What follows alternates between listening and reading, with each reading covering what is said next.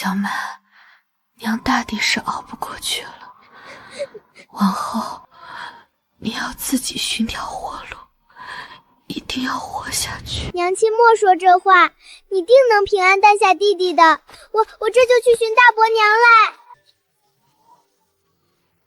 这孩子终究没了降生的机会，而我也将殒命于此。大伯母，求您去看看我娘吧，我娘要生了，她不好了。若非当年荆家势大，硬是将荆之春嫁进我们沈家，青州何至于受荆家牵连，背上罪臣之民流放到这苦寒之地？可荆家对咱们有恩，青州的庶苏吃穿住行都是荆家帮衬，才供出一个探花郎。如今荆家倒了，沈家也跟着沦为罪户。她嫁过本就算，死了正好腾位置。你莫忘了，青州心里始终放不下周婉宁。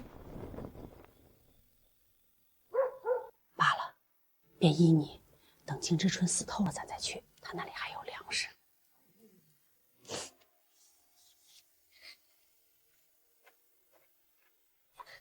娘，你行行好不好？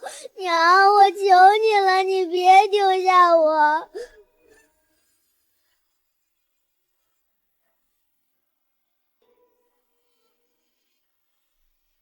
娘亲，我就在这儿永远陪着您。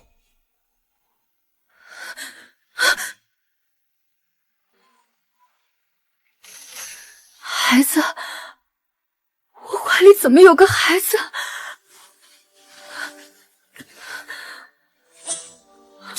这肚子，我还怀着孩子，不是吗？我真穿越到了古代，这身子不是我的。成婚2年，沈清舟从不碰她，日日温柔却总避嫌。直到那一夜醉酒同房，她怀了孕。可自打有孕，她就翻脸冷漠，满眼嫌弃。流放一路再没同她说过话。哎呀，这痛楚尖锐又密集，间隔越来越短，是宫缩，要生了。原主一个没经生育的深闺女子，把宫缩当难产，活活疼死。可我是现代医学生，我懂。小满，小满，还发着高烧，这破日子真是雪上加霜。荒村梅郎中，镇上20里流放犯不许出，找士兵跑腿全凭心情。沈家见死不救，老流放犯区又大雪封路，条条路都是死路。娘，你醒了，我以为你离开我了。不怕，娘在，娘没事了。先别哭，听娘说，去把柴火抱过来，把火烧旺，越旺越好。好，我这就去。肉苁蓉，补阳的好药材，沙漠人参，这西北戈壁遍地都是，大洲人却当它是能生啃的树根。中药材系统已开启，发现天然无污染野生中药材肉苁蓉，1斤100文。中药材系统只收中药材，这是我的金手指。丁，特制天然野生中药材肉苁蓉半斤，价值50文。是。粮食和水暂时都有，最要紧的是换退烧药给小满。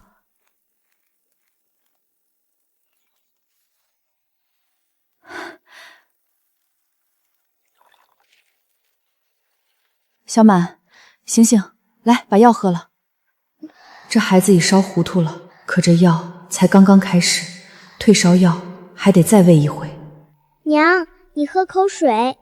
昨夜刚生产完，这身子有虚弱，少说要做1个半月的月子，烧退了些，可这孩子底子弱，退烧药还得再喂一回。小满，你也拿你的碗来，咱娘俩一块喝点热的。别人穿越无痛当妈，我这当妈可是痛彻心扉当出来的。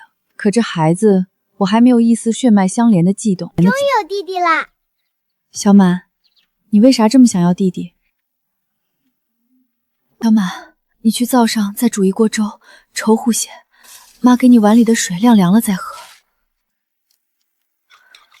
来，先把这个喝了。娘，这水怎么甜丝丝的？娘悄悄给你放了一点点糖，喝了病好得快。娘，这糖你喝，你刚生了弟弟，最累最需要补力气，我喝白水就行。傻孩子，娘是大人，不用喝这个。脉搏规律有力，呼吸平稳，暂时没问题。可眼下最棘手的是喂养，就身子太虚，初乳不知何时才下来。孩子长时间不进食，会低血糖、脱水。小满，这么冷的天，你玩什么雪？你不能吹风，知道不？娘，我们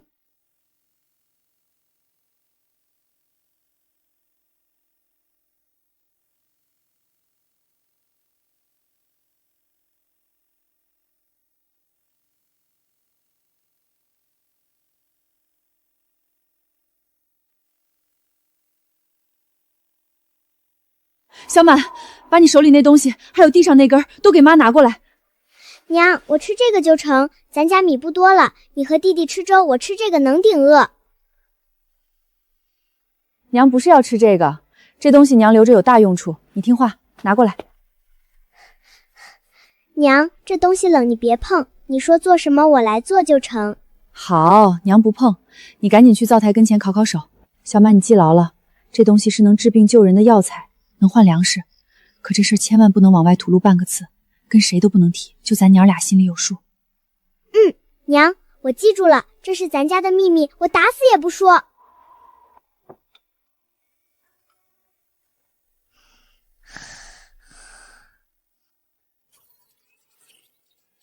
是，原来只有拿在手里的药材，系统才收。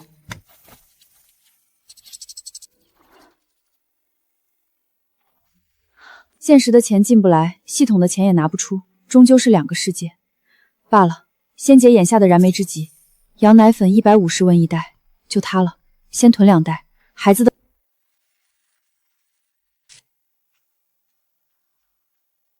包装都烧了，物资都藏了，往后旁人问起来源，我只能说是宫里姐姐烧的。金之纯，你这是生完了？你来做什么？怎么，你总归是我们沈家的人，我这个当大嫂的来看看还不行啦？那你看完了吗？你这什么态度？眼里还有没有长幼尊卑？现在就给我起来认错，否则按沈家家法，目无尊长，去祠堂跪足1日。不过在京城待了2年，倒真摆起谱来了。沈清舟还是穷秀才时，接受我父亲资助那一刻起，他就自愿上了我金家这条船。单凭你和沈青山土里刨食，能供出一个探花郎。他从6品编修2年，擢升4品侍讲学士。若没有我父亲在朝中铺路，一个寒门子弟能在世家林立的朝堂站稳脚跟？那些年节送到沈府的贺礼、冰镜、炭镜，你们收的可曾手软？这天底下哪有只占便宜不担半点风险的好事儿？你们这过河拆桥、忘恩负义的做派，与喂不熟的白眼狼有何分别？弟妹这话说的忒重了，咱们终究是一家人。你刚生了娃，我那儿还存着野菜干，这就给你拿来补补元气。不劳你费心，我有姐姐照拂，用不着你那些3瓜2枣。我乏了，门在那边，不送。小满，屋里柴火快烧完了，去你爹空屋里抱些柴回来。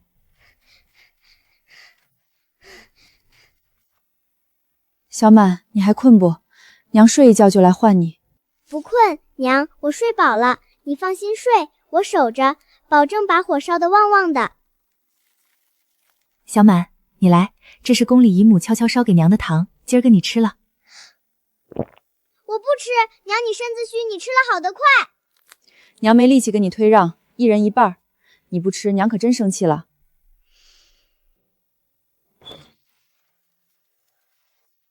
咋空着手回来？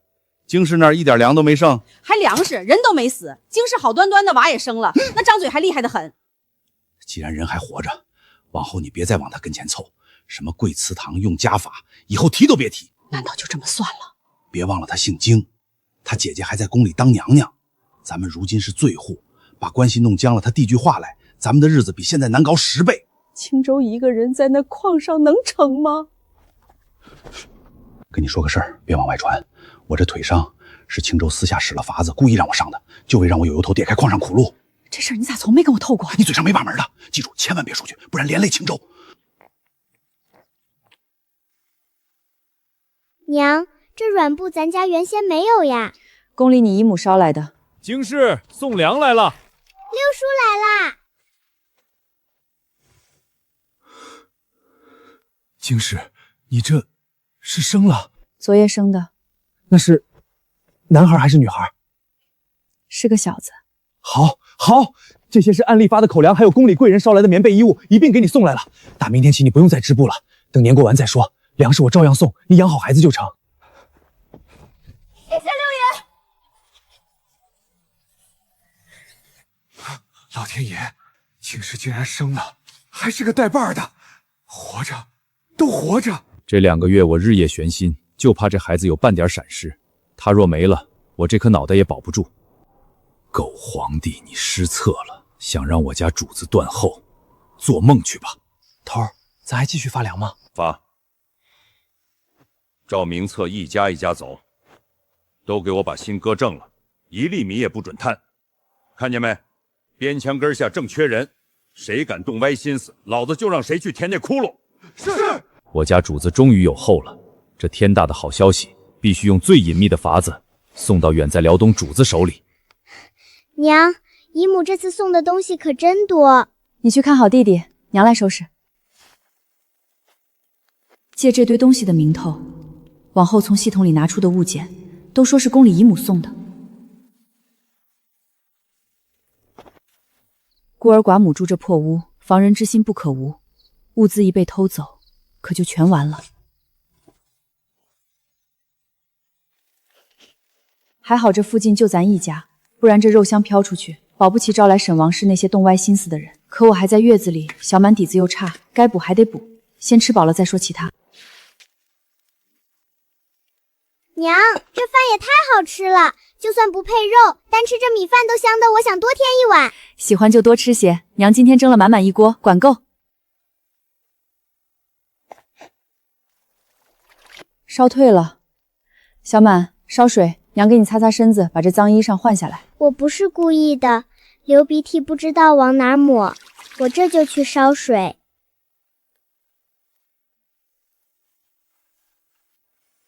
来，试试姨母给的新衣裳。娘，你看，新衣服，新鞋子，好暖和，真好看。真好看。我们小满穿什么都好看。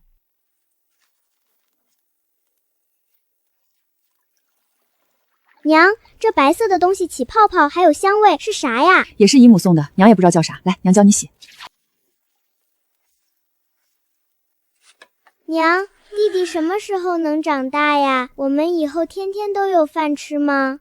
会的，都会好起来。娘，爹什么时候回来呀？那个心里揣着白月光对我不闻不问的男人，最好是能和离。困了就去睡吧。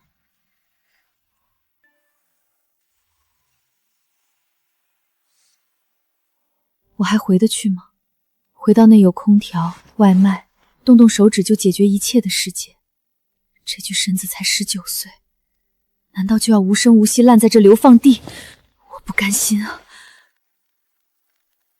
罢了，既然来都来了，先好好活下去。解决不了任何问题。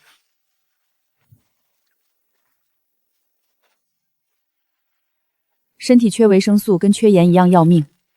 葱姜蒜萝卜干、白菜干、豆角干都买上。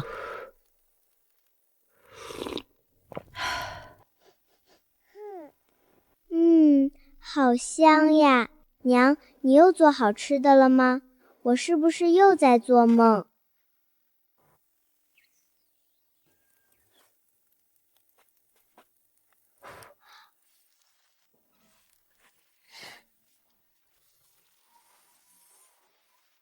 不下雪了，我能去挖树根啦！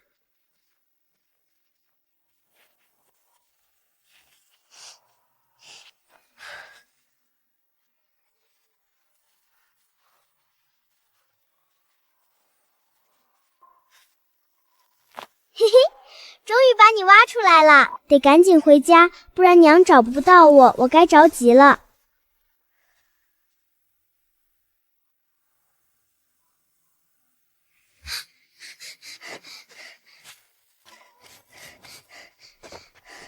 小六叔，你们来啦！过来看看，你这脸和手怎么红成这样？嘿，刚在外头玩雪来着。你这孩子也不怕冻坏了。你弟弟身子咋样？我弟弟好着呢，哭声可大了，吃饱了就睡。哭声大就好，哭声大好啊。主子从小哭声小，身子弱，这孩子哭声大，身子骨定然壮实。小六叔，您要是给姨母写信，替我和娘谢谢她，谢她一直惦记着我们。哪有什么姨母，真正惦记这对母女的是那位远在辽东如履薄冰的主子。晓得了。几位君爷，进屋喝口热水暖暖吧，外头冷得紧。不必客气，我们奉宫里命，来把这茂草屋该修补的，趁大雪封前拾到拾到。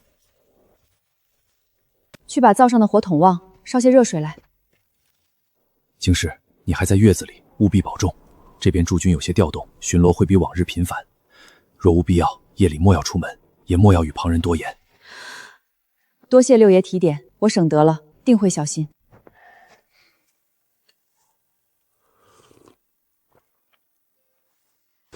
拿着，冻疮膏，晚上热水泡泡手再抹上，别冻坏了。那我们先走了，你好生歇着。娘，你看，你这孩子怎么不跟娘说一声就跑出去？外头多冷，手都冻成这样了。娘，我没事，不冷。你看，挖了4根呢。你不是说这个能换粮食吗？往后不许自己去了，要挖也得天气好点，娘跟你一起。先去用温水洗手，把冻疮膏抹上。娘，这肉汤真好喝，又暖又香，喝下去浑身都热乎乎的。觉得好就多喝点儿。喝完帮娘看会儿弟弟，娘得用姨母送棉花布，赶紧给他缝床小被子。弟弟，我是姐姐呀，你笑一个嘛。哥哥。娘，弟弟他怎么不笑呀？也不爱理人，他是不是不喜欢我？傻丫头，弟弟才来世上几天呀，眼睛看东西都还雾蒙蒙的呢。他不是不喜欢，是还不会笑给姐姐看。这孩子安静的出奇，眼神里带着疏远，该不会也是个胎里穿的？无论如何，这孩子我绝不亲自喂奶了，就用奶粉，省得尴尬。等他大点儿，就跟在你屁股后面姐姐姐姐的叫，还得你带着他呢。我肯定好好带弟弟，等他大了，我带他去挖树根，教他认路。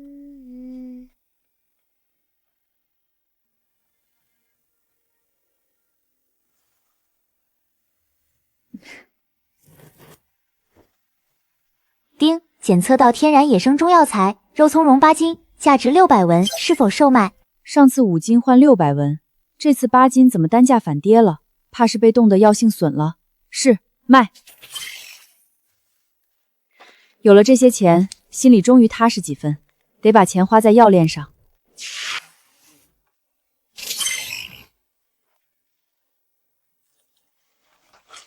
这味道和吃火锅的油碟一模一样。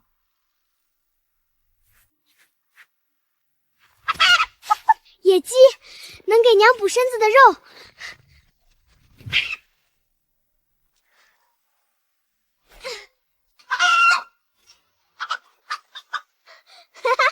我终于抓到你了！哟，这不是小满吗？怀里抱的啥好东西？让大伯娘瞧瞧。没啥，捡的柴火。你娘刚生了弟弟，弄不了这腥物，给大伯娘炖了，分你1碗汤，咋样？我妈会做饭，不劳烦大伯娘。你个捡来的丫头片子，有好东西不孝敬长辈，你娘没教过你规矩。你才不是我长辈！小贱蹄子，看我不打断你的腿！仗着宫里有臭丫就目中无人了，走着瞧！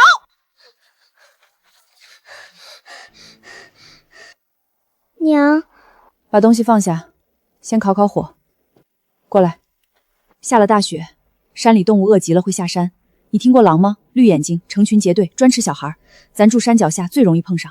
娘，我错了，我以后再也不一个人偷偷跑出去了，我保证。什么都没有你的平安要紧。想要什么跟娘说，咱们一起想办法。被大伯母抢鸡的事不能说，说了只会给娘添堵。我们小满真能干，立了大功。今晚咱们就喝鸡汤。是箭伤，这鸡是小满捡漏来的。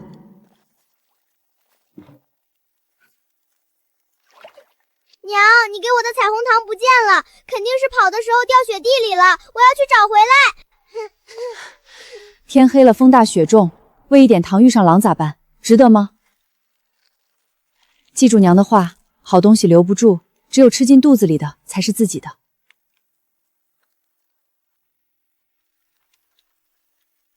吃饱了，真饱了。弟妹，开门啊！我都闻到香味了。娘，是大伯娘，白天她就要抢我野鸡。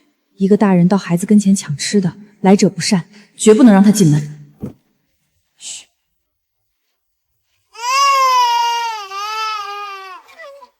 荆之春，你个害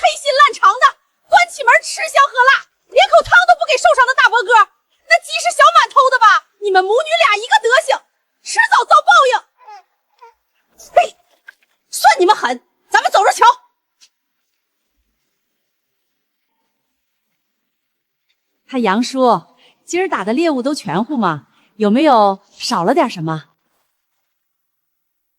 你怎么知道？难道真少了？我刚瞧见我弟妹家的小丫头抱只野鸡往家跑呢。爹，那婆娘跟京师是仇力，怎能把这种事往外捅？她图啥？他想借咱们的手去京师那儿闹，自己躲背后看好戏。爹，那可是您亲手射中的鸡，我媳妇儿正坐月子呢，咱真不去要回来。打猎的规矩你忘了？离了手的猎物谁捡到就是谁的，不许争，更不许抢，争一口肉可能丢一条命。爹，是我昏头了，都记牢了，往后离这些京城来的人远些，他们自己斗法，咱们万万掺和不得。一家子没脑子的蠢货，白费我一番口舌。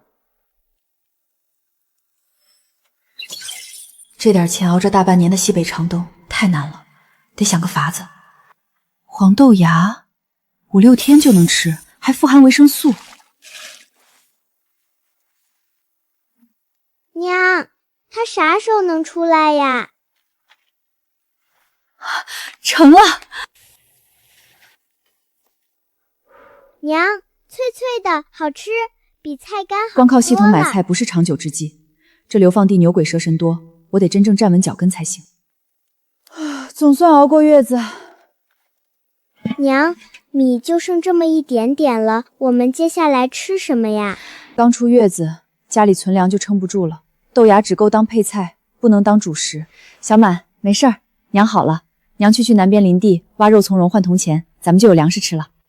小满，家里就交给你，看好襁褓里的弟弟，门扇一定要插牢，木棍顶上门板，无论外头是谁叫喊，听不到我的声音，万万不能开门。娘放心，我记住了，我会护好弟弟。该走了。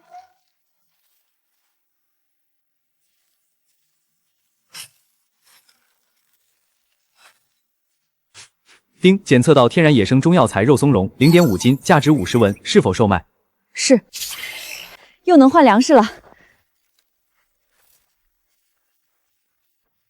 这是麻黄。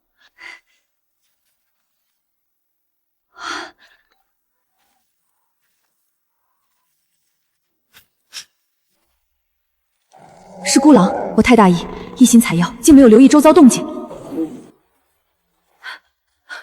不能跑，人跑不过狼，跑就死定了。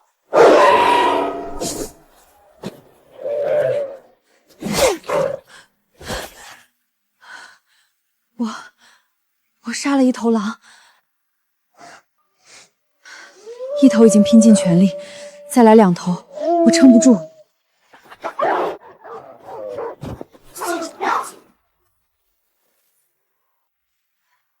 是哪位好汉出手布助？沈家娘子，方才远远听见狼嚎，我连忙赶过来，没想到你已经跟野狼拼过一场。多谢杨猎户出手，若不是你的剑，今日我很难活着走下这片荒坡。这头狼是你独自孤狼搏杀，实在是胆气过人。此地血腥味太重，再待下去怕引来更多野兽，我们得尽快把狼尸运回屯子里。等等，沈娘子，你杀的狼不要了吗？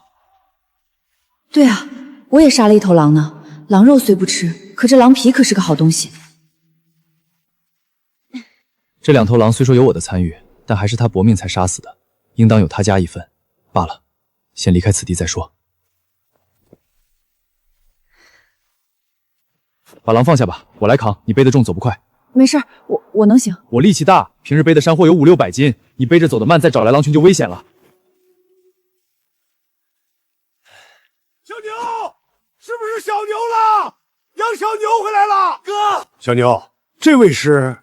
爹，这是沈家媳妇儿，先回家再说。血腥味重。对，2牛3牛，赶紧给你大哥搭把手。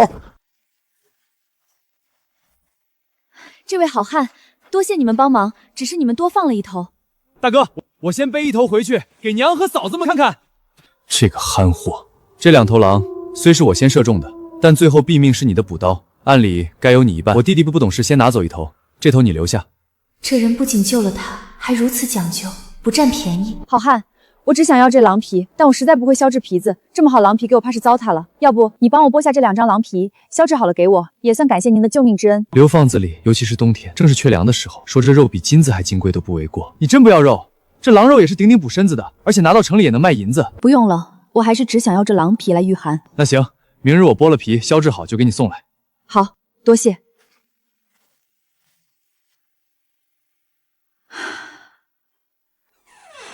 娘，你的胳膊流血了，是不是遇到坏人了？是野狼，不过都已经解决掉了，别害怕，我没事。肉多荣换了一笔铜钱，再等杨家把狼皮送过来，过冬御寒就多一层保障。只是今日荒坡除了狼群，我还看见一些巨大陌生兽爪印，绝不是狼留下的。这片山林还有更可怖的大家伙潜藏。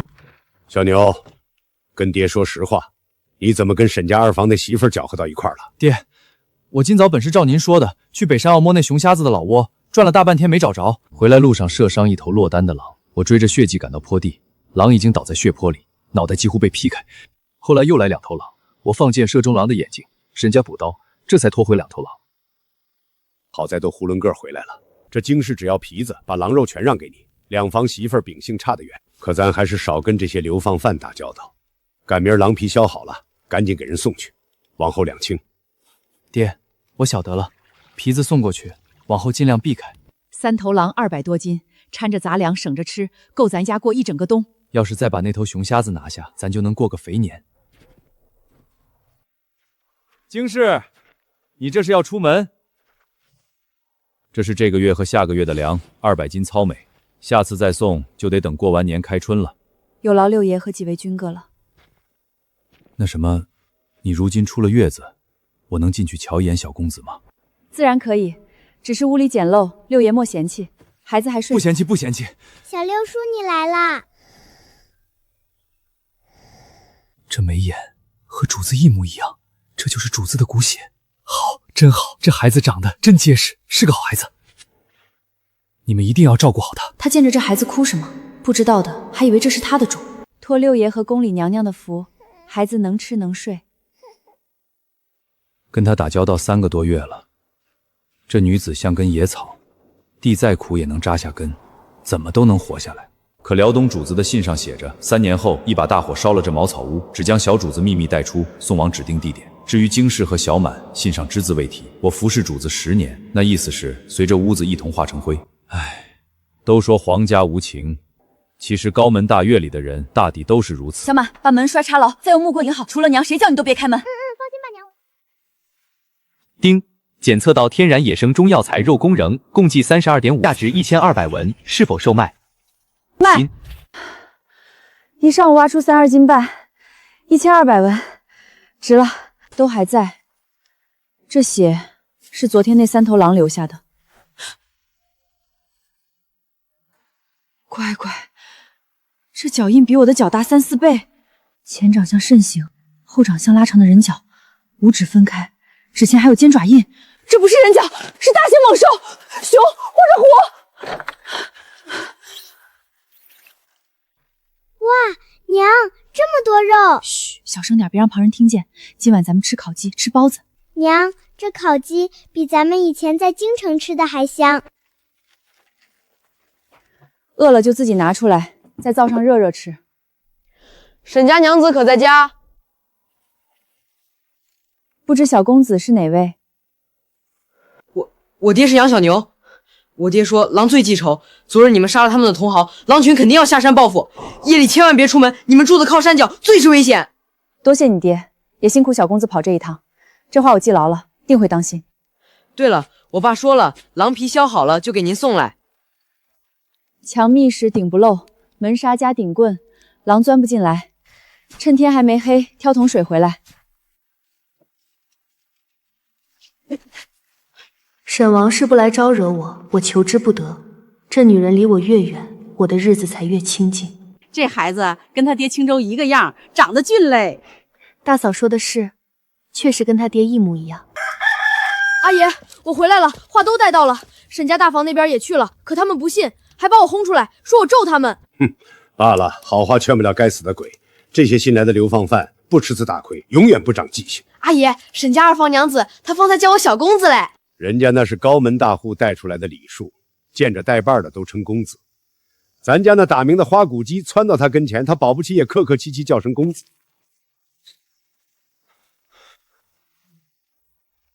爹，北山凹子往里，过了断崖有片白桦林，老窝就在白桦林南边的石崖下，洞口拿藤蔓遮着。我们哥仨蹲了大半天，亲眼看见那畜生晃出来，是头壮年熊瞎子，个头比咱家屋门还宽。那地方险，三面陡坡，只一条窄路能过去。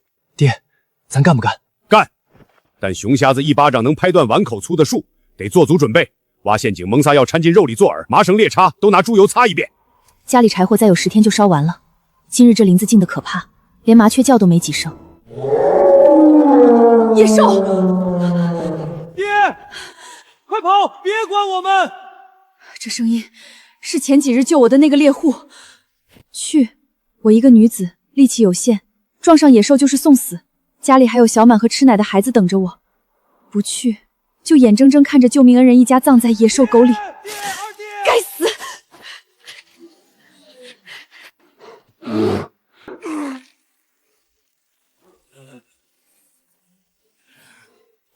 畜生，老子跟你拼了！爹！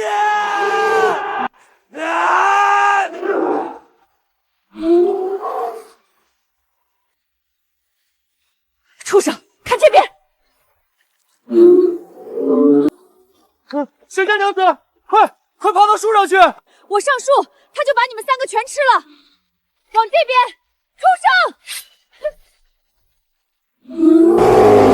不求致命，只要他一直流血，我多拖一刻，他就得失血而亡。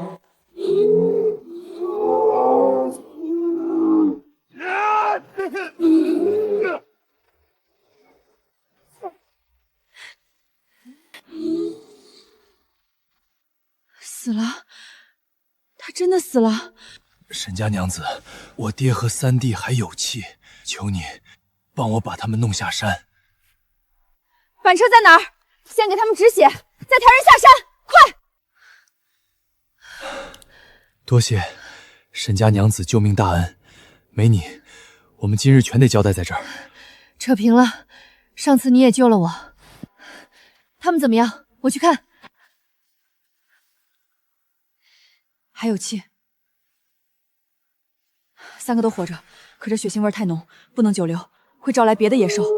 来不及了，得走！你别动，我去找东西做托架。不用找，我们来时推了板车，就在那边。他知道口子太深，止血药粉一撒就被冲开。还有布吗？家里备的止血药，不知管不管用。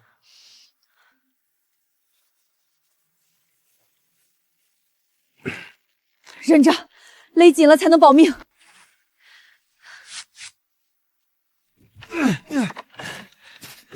二弟，你醒了。熊瞎子死了。大哥，你带爹和三弟先走，送去城里医馆。我在这守着，大嫂他们该到了。好，你先爬到树上等你大嫂，别下地。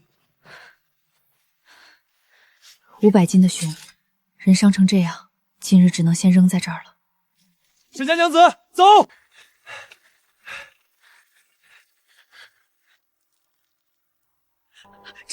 这是怎么了？爹和三弟怎么会这样？只是受伤，没死。二牛在林子里等你们接应。熊瞎子死了，血腥味重，快去！等等，从这儿到城里最少2个时辰，天马上黑了，城门一关，你进得去？爹和三弟能等到明天吗？我记糊涂了，忘了这茬。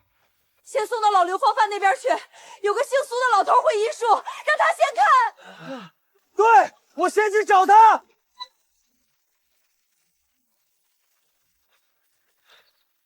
沈家娘子，今日多谢，这份救命大恩，我杨小牛记在心里。山里人有山里的规矩，一起趟过血、拼过命的猎物，见了红的都有份儿。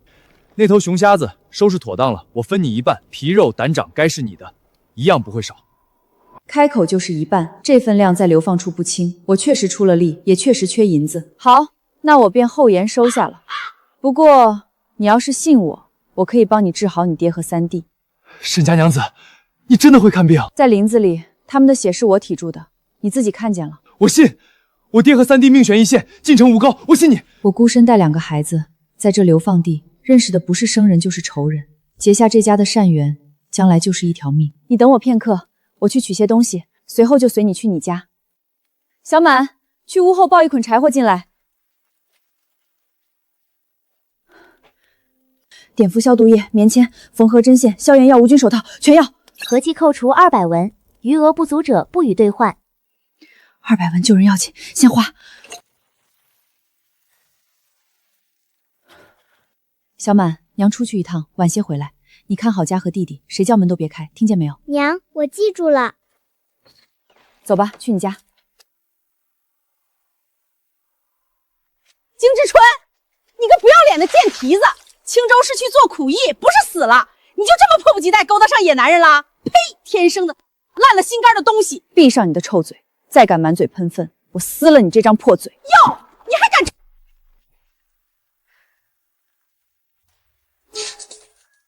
反了，天了！金志春，你敢打我？我是你长辈！再敢喷粪，老子现就剁了你！这荒山野岭，我这猎户熟得跟自家院子一样，真惹急了我，把你扔进去，就是一句没人找得着的无名尸。今日我和你走在一处，怕给你惹麻烦。他这张嘴才是麻烦，一个没男人庇护又被传不检点的女流放犯，传出去就是任人欺辱的羔羊。这一巴掌不是替我自己，是替我这条命打的。走，救人要紧。爸娘，你都看见了，那小贱人打我，还跟那猎户勾搭在一块儿，我一定要让青州休了他。你下次见了青州，把这丑事远远不能告诉他。大嫂莫急，这是青州哥哥自有主张，眼下还不是动他的时候，还要留着他。您暂且忍耐，莫要再去寻他麻烦。我向您保证，他活不长的。当真？自然。青州哥哥身上担着要紧的差事，许多事不便明言。总之，您信我便是。好，我信你，我自然信你。阿姨，二伯，快，把你们阿奶扶回屋歇着。点油灯，越多越好。烧大量干净的温之水、凉开水，再找干净布来。铁蛋去烧水，大牙二丫去找干净布。我家的医术有些讲究，不便外人在场，烦请你在门外守着，别让人打扰。有急事我自会唤你。好，我明白，我就在门外。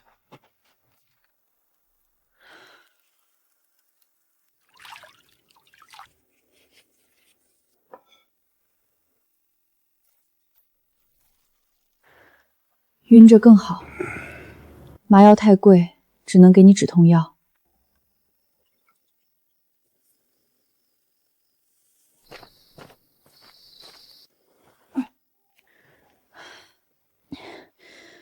可以进来了。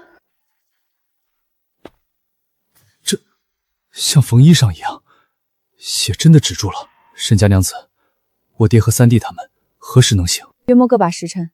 眼下最要紧的是防伤口恶化发烧，一发发热就是鬼门关。把温水放过来。白的，我只见过黑药丸。这是我家传的秘制药，防4颗喂你爹，4颗给你三弟。这里32颗，每日早晚各一次，每人4颗，化在温水里喂。伤口万不可沾水，饮食清淡，忌鱼腥、羊肉这些发物。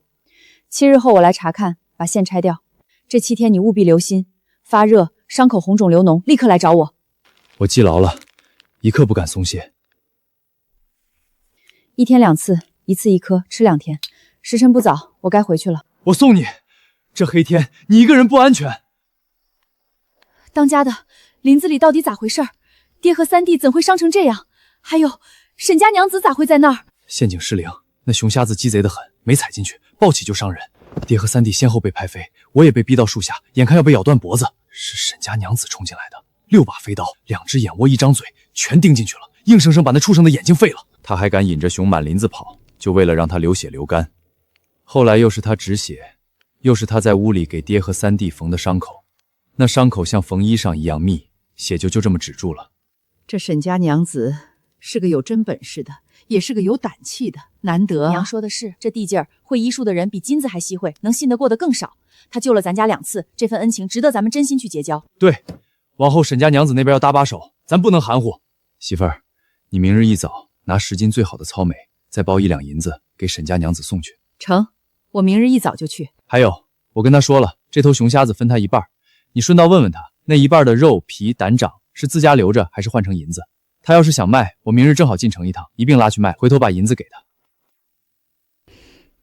你是沈家娘子，这么早来打扰你了，你叫我高嫂子就成。不打扰，高嫂子快请进。这是10斤糙美，1两银子，东西不多，是我们全家一点心意。谢谢你救了我当家的我爹和3弟的命，请你千万收下，别嫌少。高嫂子客气了，这谢礼我收下。你们一家也不容易，破费了。不破费，应该的。对了，我当家的让我问问，那熊瞎子的一半你打算咋处置？留着自家吃，我们收拾好送来，还是换成银子？他今日正好进城。肉够我和小满吃一冬，可我手里除了这1两，一个铜子都没有。银子才是能走路的东西，那就有劳你们替我卖了吧，换成银子就成。我这身份进不了城，一切拜托了。不麻烦，我这就回去跟当家的说。娘，你们昨天打到熊瞎子啦？打到了。草席盖严，麻绳捆3道，别叫人一路盯着看。几个杂面饼子，路上垫垫，早些回来。哎，大哥，这整头熊的野猪袍子，酒楼收项比分开卖高出1两成。熊瞎子稀罕，整只的更稀罕。孙掌柜要是识货，120两应该能卖到。120两，那分给沈家娘子一半就是60两，60两够我们吃10年。是。又是你，杨猎户，过。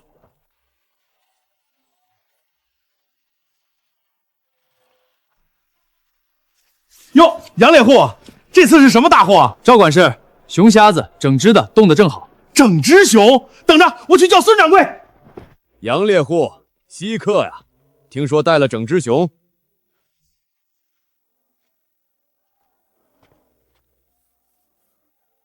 50两，整只我收了。孙掌柜，往年单是一张完整熊皮就能卖30-40两，熊胆25两，4只熊掌少说20两，加上肉150两往上，您这压得太狠。话不能这么说，整只卖你省事儿，不用分割，不用零卖，我一次付清。再说这皮到处是口子，品相就差了，肉又冻过，谁知里头有没有淤血，有没有异味？我万一亏了呢？50两是看多年交情。这口子是小伤，皮子修补一下不影响。熊是昨日才死的，肉新鲜绝无异味。您看100两如何？100两，杨猎户口气不小，最多55两，多一文都不行。不卖你就拉走，看看这青石县还有谁大家能一口下整只熊？孙掌柜，咱们再商量商量。没得商量，要卖现在就卸货，不卖别挡我后门。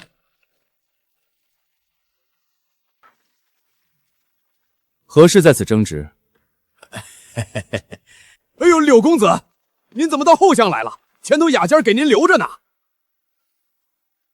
孙掌柜，你出价多少？55两。猎户大哥，这价你可愿卖？回公子话，这价低了，这熊昨日才打的，整只卖少了100两，小人不愿。我出200两，这熊我买了。200两？不必惊讶，一来见猎心坏，这般完整的雄狮难得；二来过几日家父50寿宴，正缺个稀罕物撑场面。皮做贺礼，胆如药，长待客，200两，值。汇通钱庄的银票200两，全国通兑。你且看看，这太多了。寻常整只熊市价最高也就100两。我说值200两就值200两，这钱对我不算什么，对你却大有用处。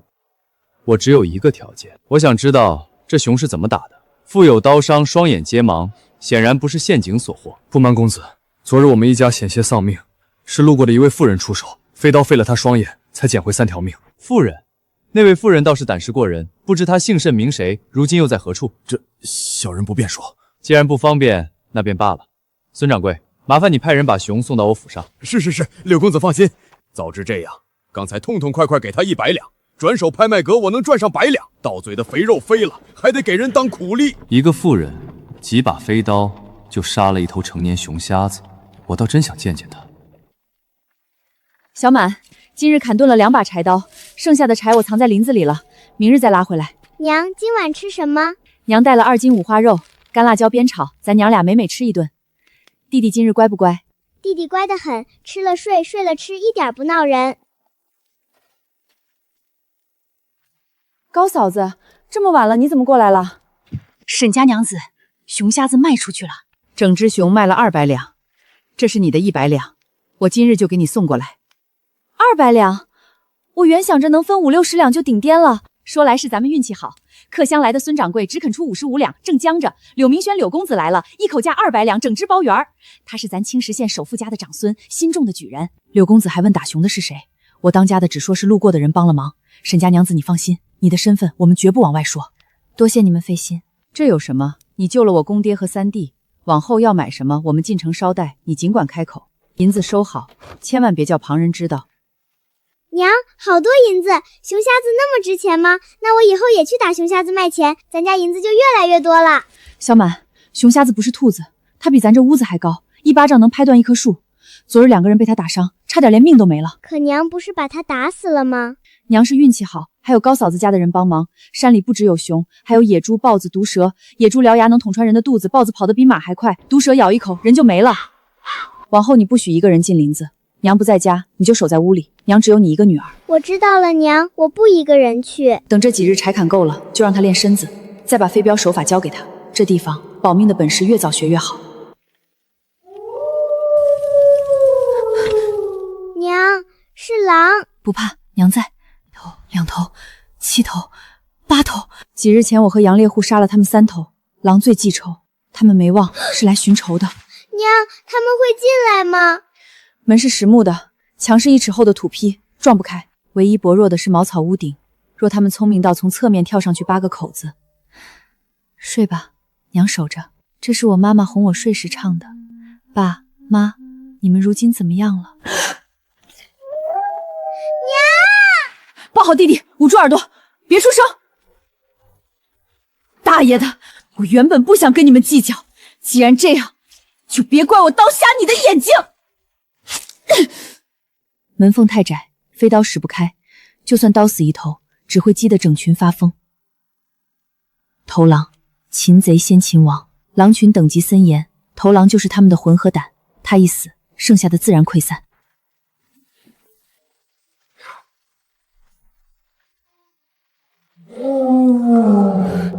这畜生不好骗。娘，你在做什么？娘在想办法赶狼。抱好弟弟，无论看到什么都别出声。5斤五花肉，1瓶百草枯，再加1包发作最猛的老鼠药，300文，命悬一线，肉疼也得花。狼多疑，先试试他们吃哪个。这就看穿了，这狼比人还精。第一次失败，不会是买到假药了吧？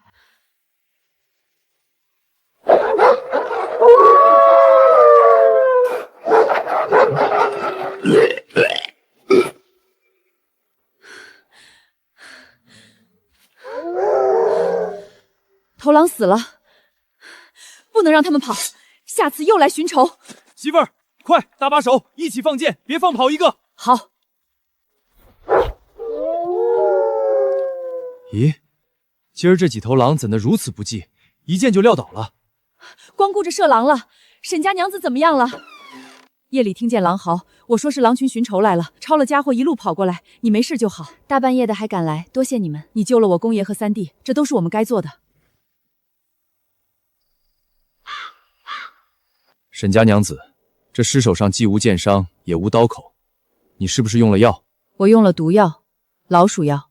我们杨家世代打猎，跟豺狼虎搏了几辈子命，折了多少人手，才攒下这点经验。你一味药，一夜就撂倒一群狼。就算我们不来，这些狼也活不到天亮。高嫂子，院里这3头吃了毒，肉万万不能要了。我只要这3张皮子，外头那6头是你们的贱猎的，全归你们。那可不成，要不是你先毒倒了头狼，我们俩对付那5、6头凶狼，非得挂彩，我们拿2头就够了。我媳妇儿说的对，2头就够。话不是这么说，今夜若无你们截住逃狼，我才真是后患无穷。况且我还有事求你们，这狼皮我一点不会交到，得劳烦带回去处理。再有，明日我要进山搬柴，家里没板车，想借你们的用一用。你们不收下那些狼，这些忙我都不好意思开口。成，你把话说到这份上，我们再推就是矫情。削皮子我拿手，保准收拾的妥妥帖帖，连前几天那2张狼皮一并给你送来。板车我们拉了狼尸回去，就给你送过来。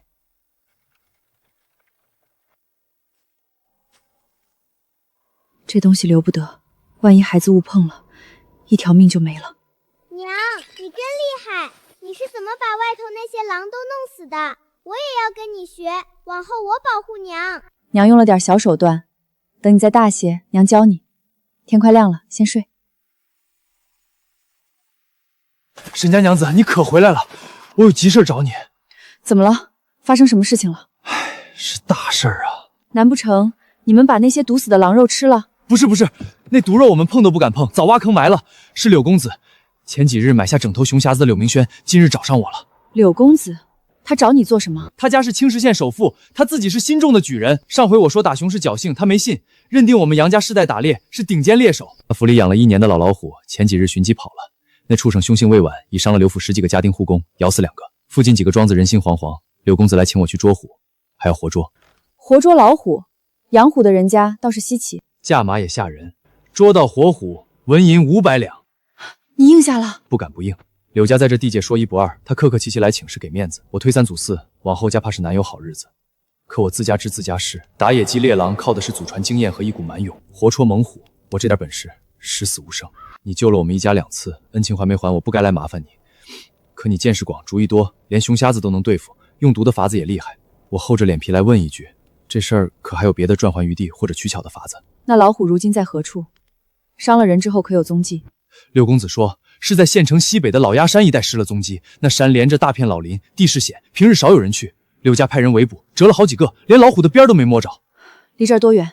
他给了你多少时日？50里路，只说越快越好，耽搁1日多1分危险，没定死期限。他还说要什么家伙人手，尽管开口，刘府尽力配合。沈家娘子，一旦能活捉那头老虎，500两我与你平分。250两，我从没想过在这流放地终老，有了银子，哪怕做黑户，也能给我和小满换一副干干净净的新身份。既然柳公子许了你人手物件，让你尽管开口，那你就去回他，这次进山带上我，带上你一个妇人去捉活老虎？我要那笔银子，也要一张能名正言顺走出流放地的文书。沈家娘子，你真愿意一起去？咱捉的是活虎啊！我愿意，我跟你合作2回了，我这手飞刀比你差。不差，有你在，我这十死无生就变成5成活路了。可你是流放之身，出不了这片地界。这事儿我得向进城跟柳公子说，让他替你办一张临时外出的勘核文书。他要活虎，就得给我这张纸。我要那笔银子，也要一张能名正言顺走出流放地的文书。这是50斤糙美，1斤粗盐。那6头狼的皮子是我们占了便宜，你别嫌少。那我不客气了。在这流放地，粮和盐比银子金贵。去老鸦山一趟，少说10天半个月。眼下深冬，雪再大些就封山，屋里这点柴远远不够。兔皮帽子一顶，100文，再要1盏头灯。细柴不耐烧，捡着还费功夫，就砍这大腿粗的枯树，20来棵够娘仨过冬。这斧子太钝，再添一把刃口利的。昨夜那群狼是杀干净了，可这山太大，我别砍着树，反成了野兽的盘中餐。4颗，够了，回家。沈家娘子，听我男人说，你这几日忙着备柴火，我和铁蛋今日得空来搭把手。高嫂子，昨日才送了米盐，怎好再麻烦你们？这话见外了，你要能跟我当家的进山把那老虎急回来，才是帮了我们家大忙，该我们谢你。小树不经烧，得放倒枯死的老树才顶用。铁蛋，走进林子挑。铁蛋这力气真是没得说，怕是比那打仗的将军还大。高嫂子好福气，往后家里柴火都不用愁了。哎呦，就是一把傻力气，跟他爹比还差远了，还得摔的。1斤五花肉，回去给孩子们补补身子，千万别推。你们要是不收，我心里过意不去，往后有事儿都不敢麻烦你们了。这分量真实在，成，我收了。沈家娘子，你往后有啥事儿就说，我们一家能帮的绝对尽力。杨烈虎的意思是，那位曾助你猎熊的妇人，此次也要参与捕虎。是柳公子，他虽是妇人，可胆识过人，心思缜密，最会布陷阱应对急变。上回若不是他援手，我父子几个早葬身雄父了。一个妇人还是流放之身，让他离开鸡灭之地，并非易事。捕虎连男子都视为畏途，他当真行？莫不是想要……公子多虑了，他身边带着个半大的丫头，还有个吃奶的娃娃，孩子都在这流放区，他能往哪儿逃？他跟着去是想挣点银钱，让2个孩子在这风寒地过得好些。我杨小鸟拿全家10口人的性命担保，他绝不逃，也绝不连累公子。既有质子牵绊，倒也罢了。刘福，去衙门跑一趟，以协助刘府清剿伤人之手、护卫地方安宁为由，办一张临时外出看河文书，期限1个月，要快。文书明日送去给你，3日后我派人在老鸭山南路的野羊档等你们会合。记住，我要活的，尽量完好无事。多谢柳公子，我们一定尽力。他若一去不回，衙门追的是逃犯，我柳家追的是你杨家。官爷，这是刘府办下来的勘核文书，给这位沈家娘子登个注。可以了。登了记，往后官兵来点卯查人，就不算你私自潜逃。可记住了，1个月内必须回来销文书，否则你成逃犯，我家10口人都得受牵连。杨大哥放心，我明白轻重，逃那是万万不敢想的，绝不会连累你们。那我就踏实了。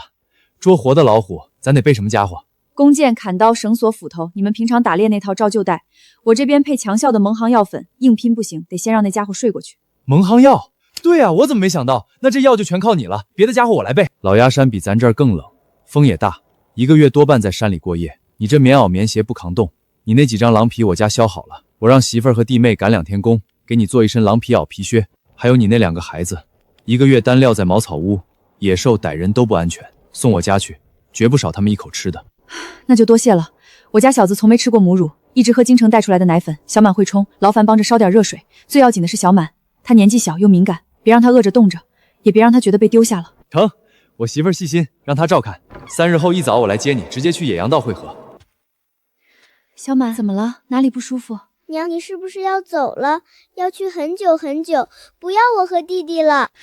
娘是去捉老虎挣银子，杨叔叔、高婶婶都是实诚人，这几日娘看得清楚，他们会好好带你和弟弟。可我怕老虎那么凶，我不想娘受伤。500两固然诱人，可我更要这张文书，外头的路山关卡我一概不知，将来带你们走，不能像无头苍蝇乱撞。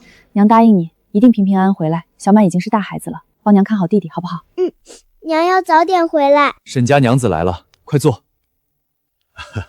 上回真是多亏了你，不然我这条老命还有三牛这小子，真就交代在那畜生嘴里了。杨大叔客气，算日子你们俩伤口上的锋线也该拆了。高嫂子，劳烦一把干净小剪刀，1盆热水，1块干净布。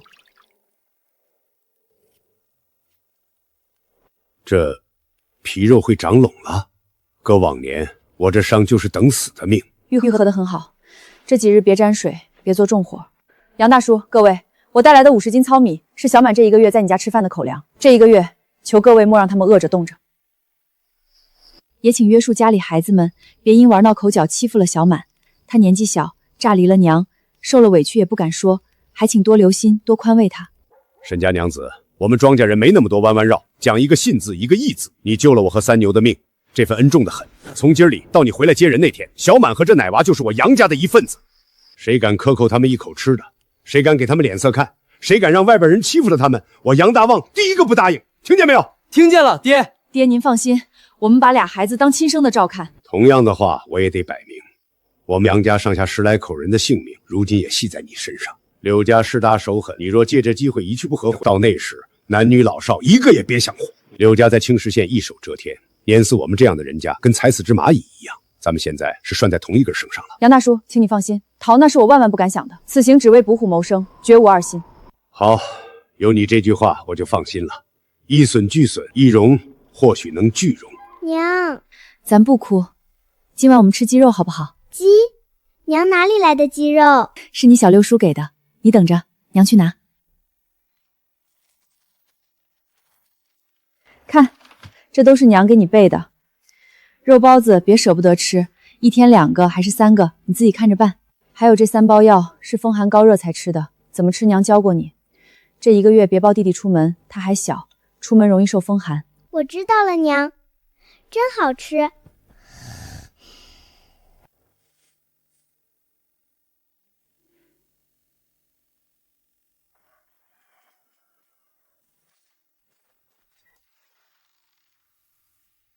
沈家娘子都准备好了，家伙和1个月的干粮我都备下了。好了，蒙汗药在我身上，3日路程，走出老林才是野羊隘。柳家营地在那儿等着。柳公子要的是活虎，那么大一笔赏银，到了野羊坳，未必只有咱们4个人抢。那就早走一步，这一趟我必须活着回来。2个孩子还在你家等我。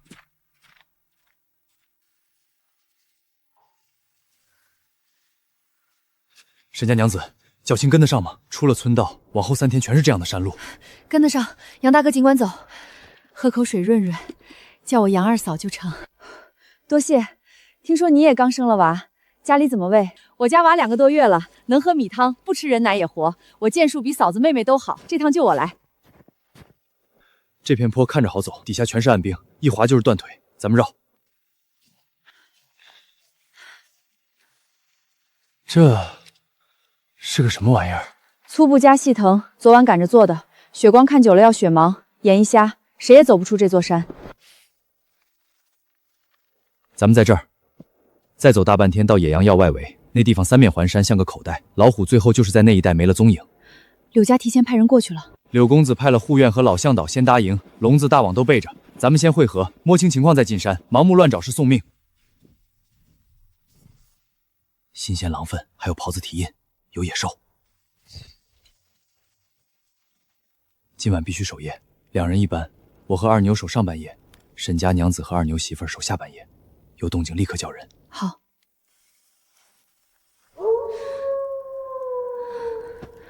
沈家娘子，该咱们了。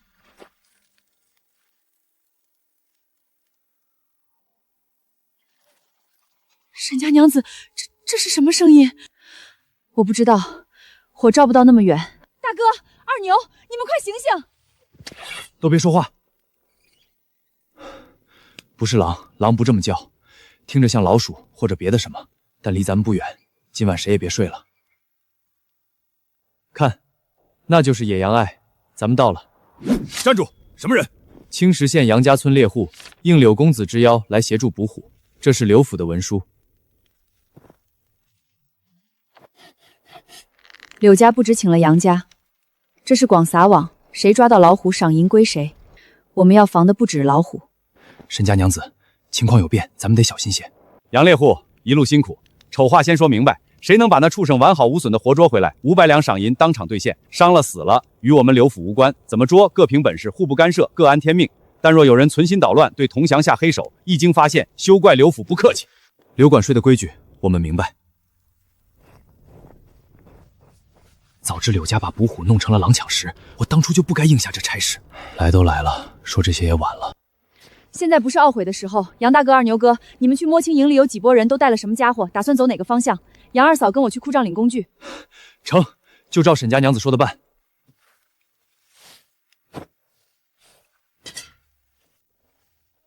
连咱们一共5拨，2拨是附近的老猎户，1拨是3个跑单刀武师。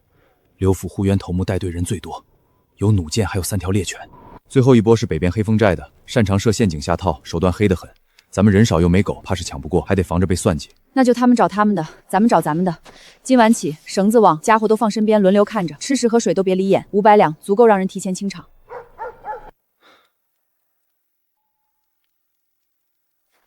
谁？我黑风寨的，借个火。借火？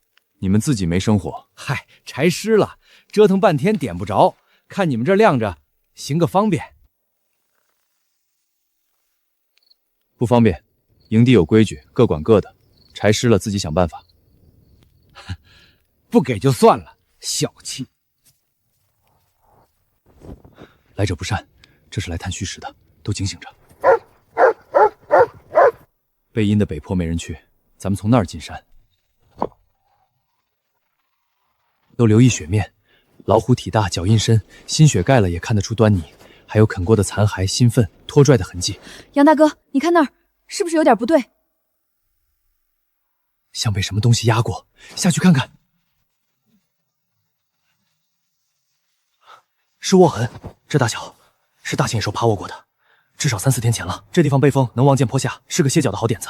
他若在这卧过，这一带还在他活动范围里，以这儿为中心，散开搜50步，别走散。杨大哥、二牛哥、杨二嫂，你们来看，是大牲口的毛，黑黄色的。柳公子说他家那只是黄的，是不是老虎？还不敢断。照这地形，他多半往更深的峡谷去了。走。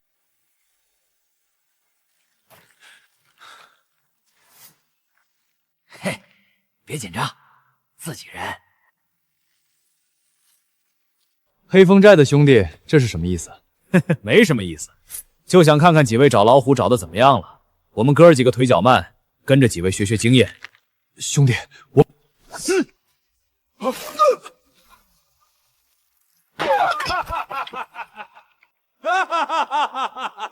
我还当是多厉害的角色，能让柳家单独请来，结果连一个回合都走不了，亏老子昨晚还愁得没睡好。老五，你留下，他们去哪儿你去哪儿，看着他们找老虎，找到了，你知道该怎么做。明白，大哥。你们也听清楚，找到、捉到，乖乖交给黑风寨，让你们活着滚出这山。不听话，这深山老林多几句喂狼的狮吼，没人会在意。明白。走，去瞧瞧其他几队的朋友，看他们要不要帮忙。啊，不是要找老虎吗？天快黑了，老子没耐心陪你们吹风。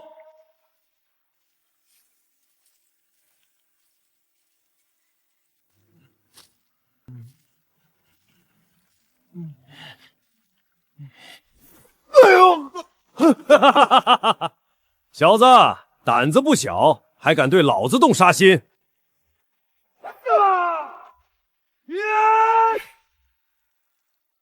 大侠息怒，他们男人年轻不懂事儿，猪油蒙了心。我们一定乖乖找老虎，绝不敢有二心。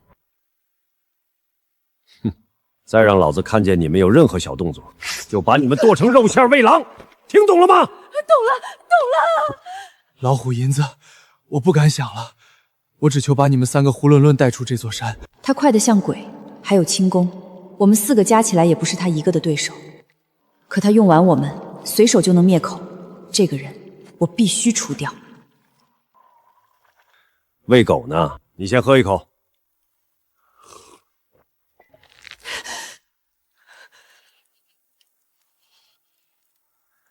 这一位倒是细皮嫩肉，煮饭的手也巧。带着他们2个走，我去引开他。大哥，你不是他的对手，那也总好过看着他们被这畜生糟蹋。待会儿你俩先跑，我和大哥引开他。杨大哥，你可知他是什么人？黑风寨的杀手。正因是杀手，今夜万不能动，引不开，你们2个死在这里。真杀了他，黑风寨报复起来，你家爹娘妻小，整个杨家村一个也活不了。那我们就这么被他牵着鼻子走，万一他……此人非除不可，但绝不是今夜。而且他的死绝不能算在我们头上。我要祸水东引，硬拼是下策，送死是中策，智取才是上策。我有办法让他难受的顾不上我和杨二娘。你们知道我会医术，能救人，自然也能杀人。听我的，别冲动，等我的消息。磨蹭什么？收拾了轮流守夜，你第一个，你第二个，抽时换班，谁想溜？大侠放心，逃那是万万不敢想的，我们这就去收拾。杨大哥、二牛哥、杨二嫂，切记不要冲动。羊羊粉无色无味，售价30文。不能要他的命，就先让他生不如死。30文，买了。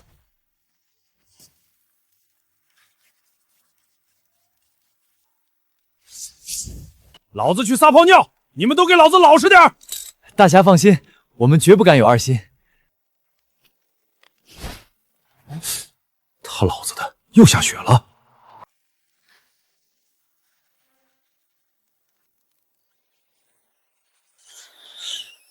又是你们这群狗日的！什么东西？黄皮子！你们几个快把火弄旺些！真是黄鼠狼，我看见他们了！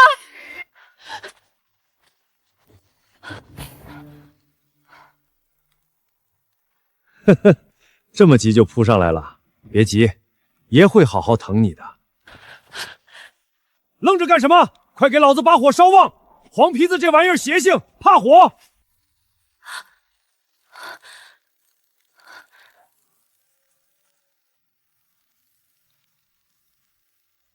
怎么会有这么多黄鼠狼？我们猎户行里最忌讳这东西。黄大仙记仇，惹上一只就是惹上一窝，往后再别想安生。可咱们一路连只山鸡都没惊动，怎会招上这群煞听？他们不是冲我们来的，是冲他来的。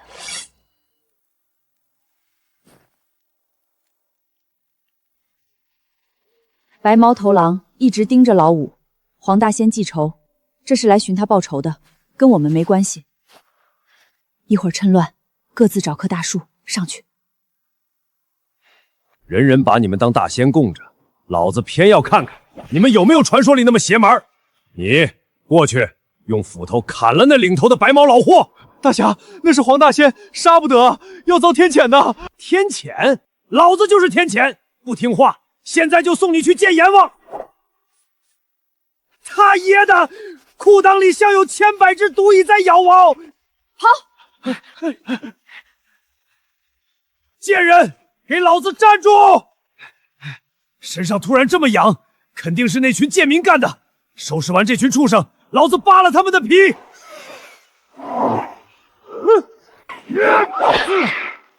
你们这群畜生，给老子下去！这味道不对，都捂住鼻子。来不及了，下树，往反方向跑！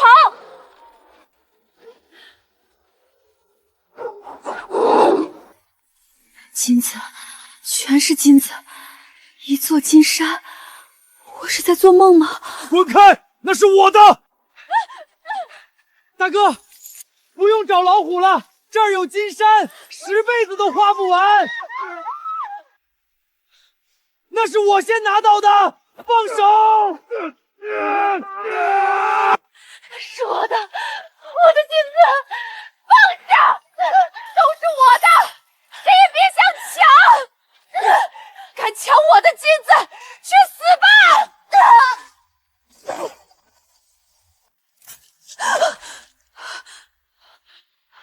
金山呢？哪来的金山？全是石头。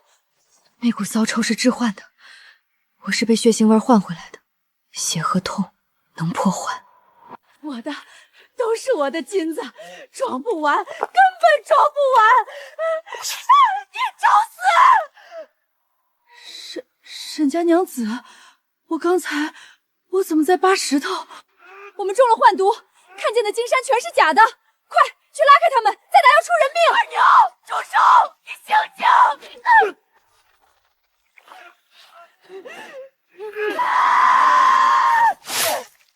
杨二牛，看看你手里是什么？看看你媳妇儿的脸，那是石头，不是金子。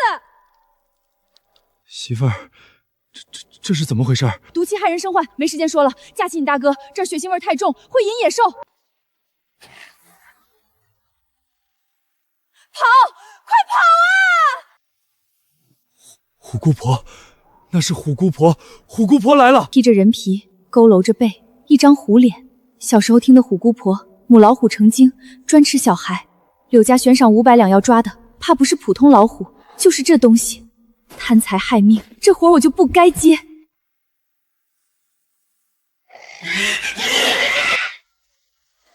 沈家娘子，她过来了。装神弄鬼，这世上没有妖怪，他是人扮的。老五完了，杨小牛昏着，他们2个瘫着，退不了，只能搏命。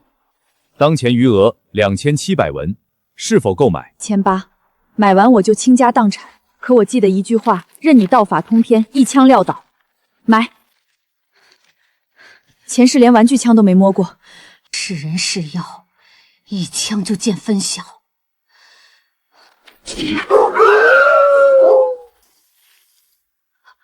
他流血了，会流血，他就是个人。坏了，捂鼻子，快跑啊！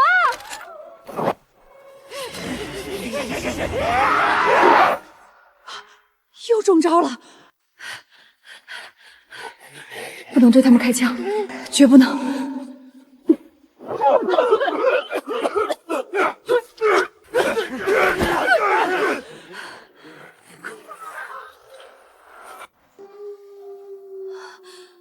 这吼声在前面，这山里还有第2只真老虎。围住他们，别让跑了！救命！我们是自己人，也是给柳家找老虎的。这儿有妖怪，还有黄鼠狼精。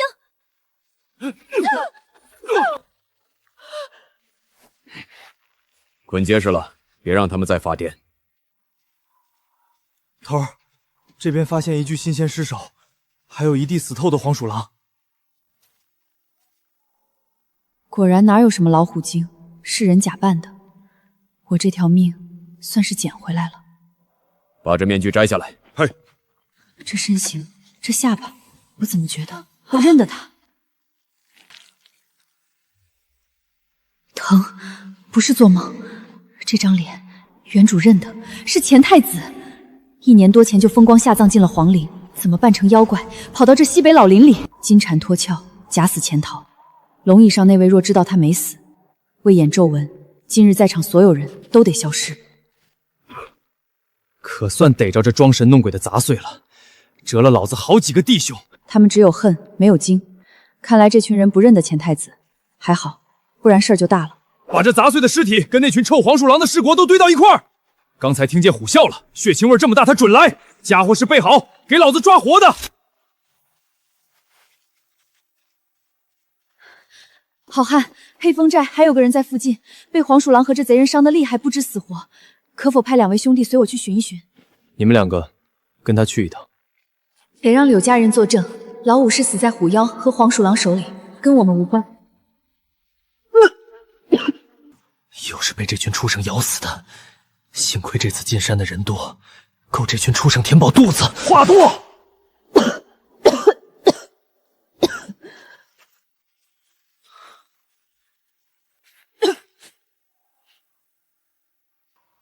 往后记住了，管好你这张嘴，要坏了公子的谋划和名声，你我几条命都不够填的。晓得了，我一时忘了那女人还在。公子叫这么多人来捉虎，就是撒出去的肉饵，为保山里那些邪性黄皮子，引开他们，才好让咱们下手捉真虎。营帐扎在唯一出口，谁捉了虎想出山，都得从咱眼皮子底下过。拦一扣，那虎自然就是柳家的。什么悬赏捉虎，全是幌子。我们这些进山的人，从头到尾就是喂黄鼠狼的诱饵，随时可弃的棋子。来古代才真正懂了什么叫人命如草芥。这个仇我金之春记下了，老虎谁爱抓谁抓，我绝不再沾手。这份大礼，我要柳家加倍奉还。杨二娘、二牛哥、杨大哥，快醒醒！沈家娘子，对不住，昨夜我们中了邪，一心想杀你，那不是我们的本意。我知道，是黄鼠狼的臭屁致人生患，不怪你们。眼下柳家已设好陷阱捕虎，咱们不掺和，立刻离开。沈家娘子，为啥不留下跟柳家联手分赏银？二牛，听沈家娘子的，立刻回家。你还记得咱俩为抢一块金石头打得头破血流，把彼此当生死仇敌那会儿吗？我记得，那是黄皮子搞的鬼，他们盯上咱们了，再耽搁又中幻觉，咱们就得死在自己人手里。咋带你们出来的，就咋全虚全眼带回去。既要走，就瞒不过柳家。二牛哥、杨大哥继续装昏迷，让人看不出你们还有用，柳家才肯放我们走。下棋的人不榨干棋子最后一丝价值，怎会放他离开？头儿，那猎户要走，追不追？哼，不必，2个男人都不行了，剩2个女人是累赘，有现成硬菜做饵，够那大虫享用，让他们走。嘘，继续装。他们伤得重，在山里遇上邪乎东西，得赶紧送城里找郎中。把从府里领的东西还了，就能走。杨大哥，快过年了，小满身子弱，我想进城抓药、扯布、买粮，只是我这身份进城不易，还需你们帮衬周旋。沈家娘子说的哪里话？这事儿包在我身上，咱这就进城。君爷天寒地冷辛苦，这点茶钱不成敬意，我那弟妹忘带户籍，通融这一回。行了行了，麻利点进去，下回记着带齐。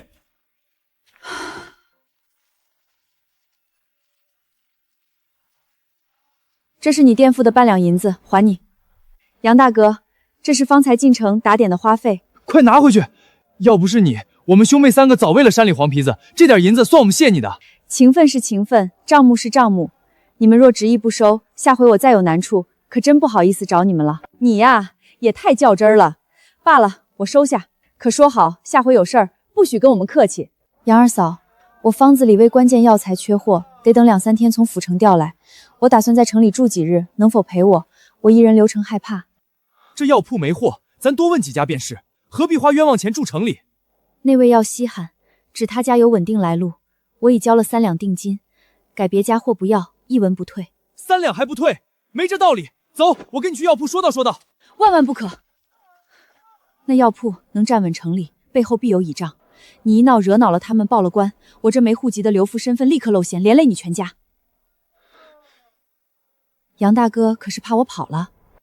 你若不放心，你和二牛哥也一同留城，这几日食宿都算我的，拿到药材4人一道回。这万万不可，城里住宿贵得很。小牛，金姑娘一片好心，你就别犟了。大哥，沈家娘子真想逃，山里荒郊野岭机会多的是，何必进城人多眼杂时？况且小满那孩子还在咱家，我也是当娘的，信他不会撇下亲骨肉跑。我陪他在城里多待几日。大哥二牛，你们先回家报平安，明日再来看看城里有没有做工的地方。沈家娘子，二弟妹，城里不比山里，白天少走生地方，夜里千万别出门。大哥放心，我盯着沈家娘子，一步不离。二弟妹机灵些，照看好她。我和二牛先回村报平安，最迟后日一定来接你们。嫂子安心抓药，小满在家有娘照看着。二嫂，这回真是多谢你。谢啥？先寻个便宜干净的地方落脚吧。我对城里不熟，二嫂可有推荐的客栈？城西车苗店最便宜，大通铺1晚20文，就是人多嘴杂。南边城墙根有几家小客栈，大通铺30文，胜在清静。大通铺，我夜里还要去柳家讨那笔账，挤在几10个人中间，怎么脱身？二嫂，不瞒你说，我睡觉轻，一点动静就醒，实在住不惯大通铺。城里可有带单独小房间的客栈，贵些也无妨。住宿的银钱我一人出，单间可贵着呢。最普通的1晚少说200文，顶大通铺10晚。咱们庄稼人猎户，有屋顶有墙就顶好了，那是白花冤枉钱。二嫂，我确实住不惯。唉，我倒忘了，你流放前是官家小姐，金贵人没吃过这苦。南城门有家悦来居，听说有带小炕的独间，价钱兴许便宜些，咱去问问。好，就听二嫂的。飞檐斗鼓，流筝牌匾，楼上还飘着琴声。这是我穿越以来第一次真真切地逛古代的街。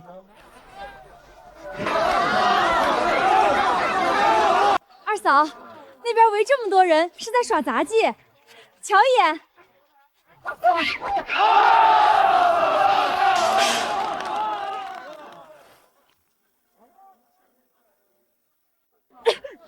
他在鞭子逼着2只畜生，这成何体统，伤风败俗，这是人能干出来的事儿吗？快走，快走，捂眼睛！呸！什么脏心烂肺的玩意儿！我原以为古代最是保守，没想到下三流的手段一样不缺。二嫂说的对，那不是人干的事儿。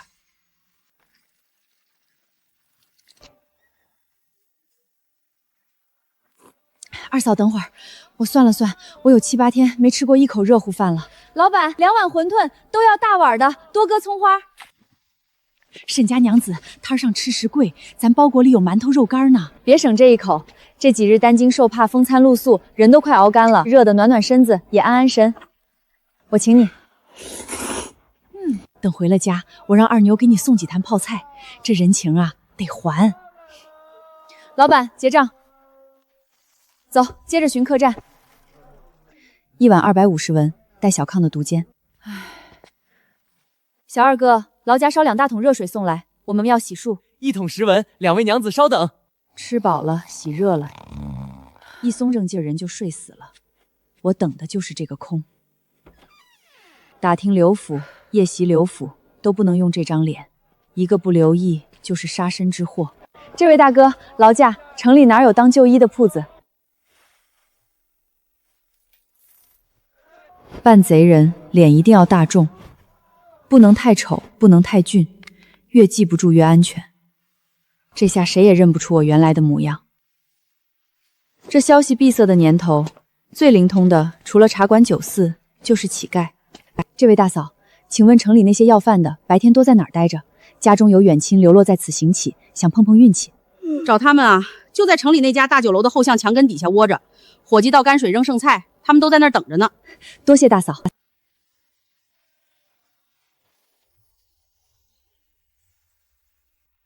沈清舟，这张脸就算化成灰我也认得，原主的男人沈清舟。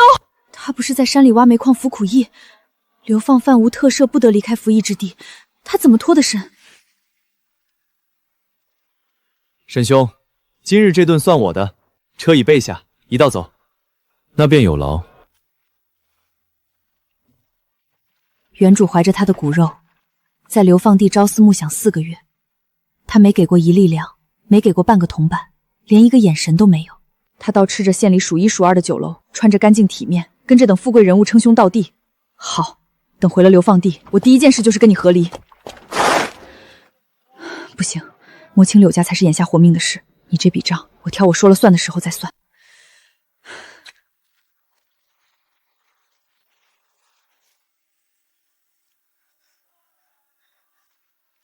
小孩，饿不饿？我给你吃的。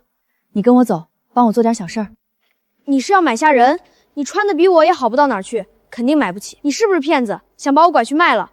还是想打断我的腿，让我替你讨钱？我不去。我不是那种人，我只打听点事儿，问清楚我就走。报酬是3个白面馒头，外加1块肉干。他们个个比你大，你和他们不是一伙的吧？酒楼真丢出剩饭剩菜，你抢得过他们吗？我赌他会跟上来。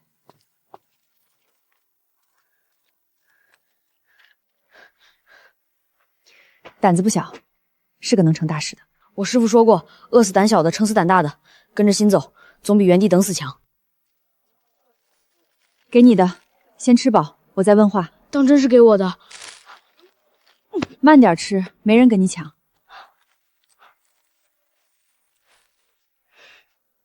恩人，你尽管问，我知道的，知无不言。城里那个有举人的柳家，你知道多少？公子，你问柳家做什么？不该问的别问，答我的话就成。柳家是咱们县的土皇帝，连县太爷见了都要让3分。刘老爷叫柳半城，酒楼药材铺绸缎庄，半个城的铺子都跟他家沾着关系。刘老爷有8个小妾，15个女儿，儿子只一个，叫柳明轩，本地有名的举人才子。外头一副斯文样，其实跟他爹一样风流。城北别院养着5个南边买来的女人。刘府一共有多少户院？府里看守严不严？严得很，前后门白天黑夜都有人，一般人根本进不了，光护院就有100多号。去年冬天我师父饿极了，想爬刘府东墙那棵老树，进厨房后头摸口吃的，刚上墙头还没看清里面，一根棍子就砸下来，柳家护院把他活活打死了。打死人之后，他家看守比从前还严。100多户园，前后门日夜有人，硬闯刘府讨那笔债，那是拿命去送。这条路走不通，那就换一条。你告诉我，柳家那间药材铺叫什么名字？开在哪条街？柳家最大的药铺叫回春堂，就在城中心最热闹那条街上，门脸最大，生意最好。做堂的大夫都是府城请来的，药材最全。刘府上下城里有钱人抓药都去那儿。回春堂，好，我知道了。这些你也拿着。我讨了2年，没人给过我铜板。公子，你等等，还有事？你打听柳家打听的那么细，你可万万不能去柳家偷东西啊！他家护工比衙门的官差还凶，墙高垫深，去了就是送死。我师父就是那么没的。你给我吃的，给我铜板，你是好人，我不想你也去送死。太聪明了，有时候也不是好事。这世道，知道的太多，死得越快。哪怕你揣的是好心，也未必能换来好报。记住这句话，往后好好活下去。谢谢公子，我记住了。100多户院，前后门日夜有人，硬闯刘府是拿命去送。可这口气我咽不下。柳家不是有药铺吗？那我就把柳家的药铺搬空。小二哥，你们这儿可有百年人参？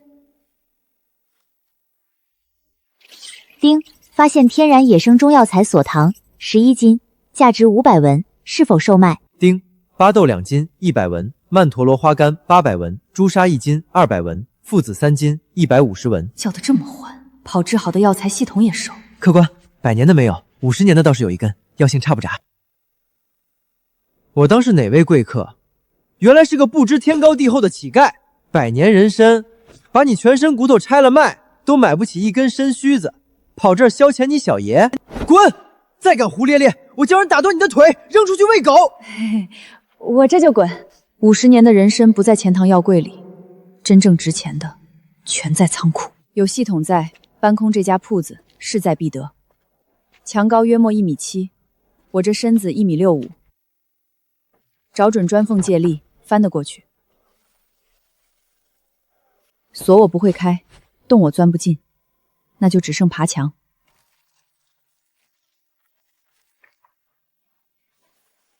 无人看守，也没养狗，今晚我的机会就来了。沈家娘子，你回来了，我一醒没见着你，包裹也少了，我还当你没去哪儿，就在附近转转。包子刚出锅，买了5个加餐，还给小满捎了点零嘴儿。瞧我瞎紧张，回来就好，回来就好。他若起了疑心，今夜就会守着我不睡，那我这一趟就全废了。我下楼再要2碗热水，就着包子吃。丁，安眠药2颗，20文，购买成功。趁热吃，杨二嫂，再喝点热水暖身子，晚上睡个好觉。沈家娘子，我睡了一下午了，怎么还这么困？许是累了，又吃了热乎的，气血都往胃里走，自然犯困。快歇着，睡实了。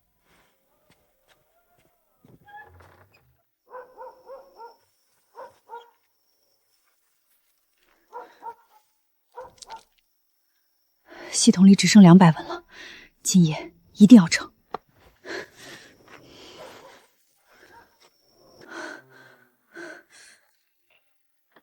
丁，小手电筒120文，购买成功。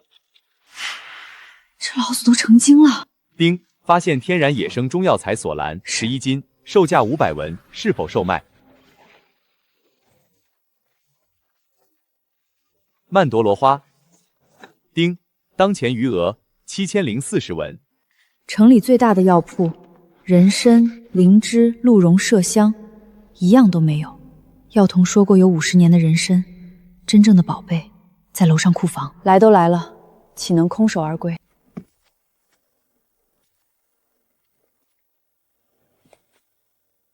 丁，发现天然野生中药材人参、灵芝、雪莲，是否售卖？沈兄，你最近好像清瘦了许多，是否太过劳累了？老柳公子挂心了，都是为陛下做事，吃些苦也是应当的。沈清舟，他们俩在这儿密谋什么呢？在这里，我们不用那么生分吧？好，柳兄，你今日找我，究竟想谈些什么？姓柳，那就是柳明轩，一个流放犯，一个土皇帝家的公子，他们有什么好密谋的呢？沈郎，矿上这次出了多少货？铁和铜都不少。能打一批好兵器，届时跟陛下交差，你我就可以回京城复命了。陛下有密旨，这批货打成砍刀，送到张大牛手里。张大牛，那个起义军的带头贼子，正是他借中原大憨起义，不到2年聚流贼8万，已窜入西蜀腹地。陛下已命辽东镇国公世子领5万兵马前去平叛。既命世子平叛，为何又要我们暗中资敌？我的沈郎，你当真不知，世子镇守辽东，屡破铁勒，这大周人人只知有镇国公护我大周安宁，却不知有朝廷有陛下，这如何能让陛下睡得着？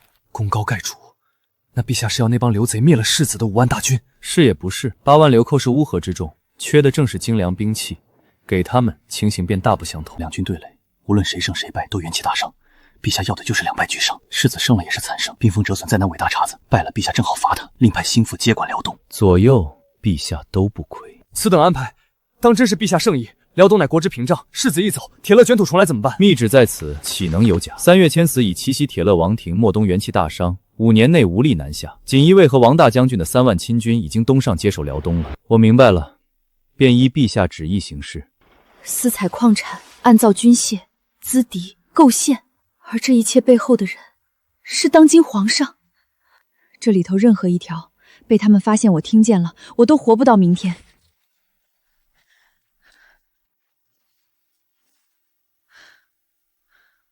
名贵药材我不要了，命更值钱。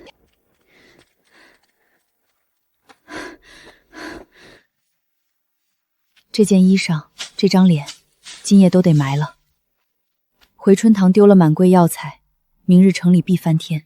军械一旦送到张大牛手里，8万流寇对5万辽东铁马，西蜀必成血海。败的那一方往哪儿窜？中原大旱，西蜀有兵，只剩往西北。兵灾一到，疫病跟着来。这西北我们一天都不能多待。大周立国130余年，5年前起，中原先是100年不遇的暴雪，接着3年大旱，又是蝗虫，又是鼠疫。老皇帝一死，朝堂只顾内斗，赈灾的银子再没下去过。百姓活不下去，就反了。领头的叫张大牛，原是大户人家的马夫，沙滩官抢官仓， 2年聚起8万人，一路打进了易守难攻的西蜀。外有蛮子铁勒，内有暴乱一平，朝堂内乱，这是要出大事的信号。万一皇帝这盘棋玩脱了，世子平叛失守，张大牛下一步能打哪儿？挨着西蜀的就是西北，起义军一路最先杀的就是当官的。我是罪臣之女流放犯家律，落到他们手里，逃不了一个死字。就算世子赢了也一样。那些兵是从鼠疫窝里一路走出来的，谁数得清沿途传染了多少人？大西北不能再待了，我得带着2个孩子走。走之前，防疫的东西必须备齐。睡得死。好，鼠疫的根子在老鼠身上，野鼠、旱牧身上带着这种病菌，跳蚤吸了病鼠的血，再咬人，菌就进了人的血里，这是现鼠疫。往后就是人传人，飞沫接触，一个传一家，一家传一村。所以防鼠疫，第一要紧是防老鼠、防跳蚤。可这地方1年洗不了几回澡，头发缝里、衣裳里全是虱子、跳蚤，人走到哪儿，瘟神就跟到哪儿。厚棉布、口罩、手套、肥皂、换洗衣裳，石灰化水泼院子消毒，水只喝滚开的，饭必须热透，不吃生食，碗筷开水烫。金银花、大青叶、蒲公英、黄芩、黄连煮水当茶，再做个避讳香囊，多吃大蒜。链霉素1瓶1万文，沁大霉素、多烯环素、氟喹诺酮皆在1万文以上。鼠疫疫苗1针4万文，需连打2针。换中药10克犀角600文，配齐一副够几人用撑1个半月的治愈方子，要2万文。我账上7000多，差得太远了。即使有系统这个金手指，我唯一的保命机会，也只是想尽办法别染上。杨家人待我不错，我本想给他们透个烟，可我说了，他们又解决不了，除了徒增恐慌，什么都改变不了。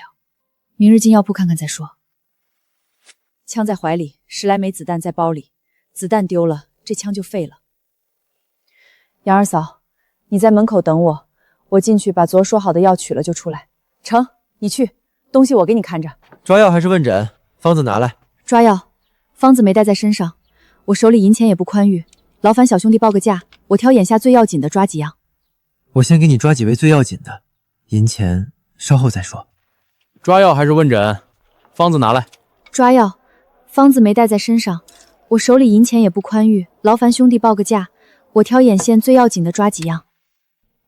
你且说说症状，我给你捡几味最对口的。娘子说要哪几类，治什么症号？咱铺子小，比不得大字号，可药材实在，价钱公道。主要清热解毒的，金银花、蒲公英、大青叶、黄连，再要些燥湿杀虫辟秽的，苍醋、雄黄，若有艾切也要些。金银花85文1两，大青菜80，蒲公英22，黄连90，苍术60，雄黄40。娘子，雄黄有毒，千万慎用。金银花、黄连也寒凉，不是实热症，不可多服。跟系统里的价差不多，那就花现银。系统的铜板花1分少1分。我困在流放地，进不了城。谢兄弟提醒，前5位各称3两，雄黄1钱，艾叶1两半，拢共1037文。看您买的不少，抹个零头1035。兄弟，我还想打听几味犀角、水牛角也行，还有羚羊角、牛黄麝香，再有3七，贵店可有？娘子看那几个空抽屉没有？从前就是放犀角、羚羊角这些的，如今起码2、3年没见新货上柜了。一来这东西稀罕，二来辽东年年跟铁勒打仗，有好药材，镇国公的人都收去辽东了，根本到不了我们这种小铺子。牛黄麝香倒不是全没有，可真的好牛黄上等麝香，价比黄金，从不摆柜台。掌柜偶得指甲盖那么一点，消息还没传出去，得了风声的府上管家、乡绅的人就重金预定走了。您把镇上县里的药铺走一遍，也没哪家敢堂而皇之摆出来卖，那都是得有特殊门路，出得起天价，才私下摸得着的东西。治鼠疫方子里的药材一味都没有，我最怕的那件事成真了。那3七呢？寻常的有没有？寻常3七也叫田七，品相一般，药效自然也寻常。就这儿，1两银子1两。1两银子1两？我系统里的精品3七才600文1两，还好我有个系统，不然在这大周得场重病，稍贵一点的药都抓不起。多谢小兄弟告知，3七我暂且不要了，就买先前那些。沈家娘子，我瞧见你买了金银花和艾草，这2样到夏休漫山遍野都是，我家年年摘一大堆晒着，早知道你要，哪用花这冤枉钱？下次直接上我家拿就成。多谢杨二娘，是我没想到这一茬，你家的留着自家用。对了，我想问问，你可听过中原闹鼠疫的事？听过。沈家娘子怎么突然问起这个？你听旁人都是怎么说的？我当家的从外头回来说的。中原大旱，地里颗粒无收，老鼠在山里找不着吃的，成群往村子跑，往城里跑，可人也没吃的，饿极了就有人抓老鼠吃。这一来二去，人就得了那瘟病。那已经得了病的人是怎么传给没病的人的？朝廷你们这儿的县太爷可教过你们防范，可给过治鼠疫的方子。啥？这鼠疫还能人传人？不是说只有吃病老鼠才会得吗？城里官老爷贴过告示，只要不吃老鼠就不会染上那瘟病。我们今年连田里的田鼠都不敢捉了，往年那可是年年抓来吃的。只要管住嘴就没事。滑天下之大期，南方年年水灾闹瘟疫，官府都懂封锁，隔开病人，设医馆烧尸。100余年的大周，不可能没人看出鼠疫是怎么传的。染疫的都是中原人，大半跟了张大牛，等于反了朝廷。朝廷索性让他们自生自灭。可这谎话骗不了达官显贵，他们府里都养着郎中，药材缺得这么厉害，全流不到市面上，那是他们早就在囤药。他们有方子，也知道天灾战乱挡不住，用一句别吃老鼠把百姓拦在门外，药就全是他们的。朝廷不管疫，也不管囤药的人，就是默许。百姓死绝了他们不怕，他们有药，蛮子铁勒趁虚而入也不怕，鼠疫一样能把入侵者带走。等人都死尽了，说不准大周还能再扩一块地。这不是天灾，这是一场清除计划。沈家娘子，你突然问起这个，是发现什么不对劲儿吗？不能说，说出口就是杀身之祸。但有一件事，我必须回去问个清楚。这位娘子还有何事？兄弟再劳烦你，我家长辈体弱，常年要温补的药材调养，先前光顾着买清热祛邪的，倒把正事忘了。贵店可有上好的人参，年份不拘，只要货真，还有灵芝、何首乌这类补益元气的，有现货吗？人参有，您看这支5年的原参，虚炉齐全，药性平和，2两银子一支。这支10年以上的，身形更佳，要5两。若想要野山参，那可是碰运气的东西。说来也巧，前些时日东家真收得一只，小的做不得主，得请掌柜的出来，价格自然非寻常可比。灵芝也有，都是30年的，一朵100两银子。何首乌是50年的，200两银子。100两的灵芝，200两的何首乌，说有就有，偏偏治鼠疫的犀角、羚羊角、牛黄一味都没有。我猜对了。娘子若觉得价高，也可看看党参、黄芪，功效虽稍逊，价廉互美，也是极好的补气之物。不必了，多谢小兄弟。这城里连回春堂共4家药铺，回春堂我不敢去，剩下2家全问过了，结果一模一样，补药样样齐全，治鼠疫的药材家家缺货。这不是天灾闹的短缺，是有人把药抽干了。这么大的雪，我带着小满，带着还没满月的婴儿，往哪儿逃？还没出西北地界，就先冻死在路上。我知道方子，我知道怎么防，可我一个字都不能说。想拆墙的人，先被墙上落下的砖石砸死，连墙边站着的人都得跟着埋进去。沈家娘子，你脸色白得吓人，怕是冻坏了。天色不早，咱赶紧把你要买的东西买了，好回家。哎，好，杂货铺在哪儿？我要生石灰，30文，150名。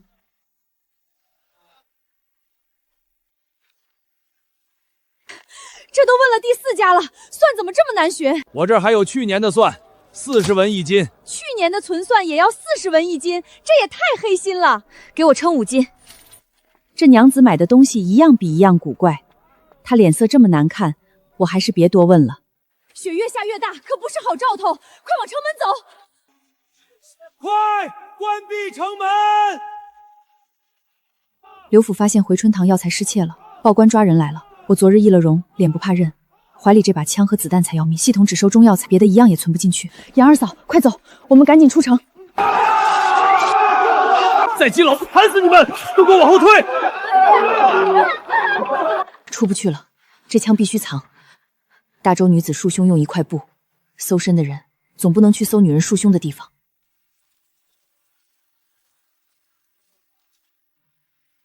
个人冰凉，但调不出来。沈家娘子，这是发生啥事儿了？我也不知道。所有人听着，今日城门提前关闭，城内发生盗窃大案，失窃物事关重大，所有要出城者一律接受盘查。盗窃案？什么盗窃案要关城门？我家娃还在城外等着呢。肃静！回春堂丢了一批药材，我们奉命行事，谁敢耽误刘府的差事，我定扒了他的皮！赶紧排好队。没偷东西的，查完自然放你走。原来是抓偷药贼，可真吓死我了！我还以为是来抓沈家娘子你的，不对，是来抓我们的。还好没人发现。杨二嫂，别说话。他怕得哆嗦，怕的是我流放犯的身份。这么多人，他再说一句，我们2家都得完。解衣。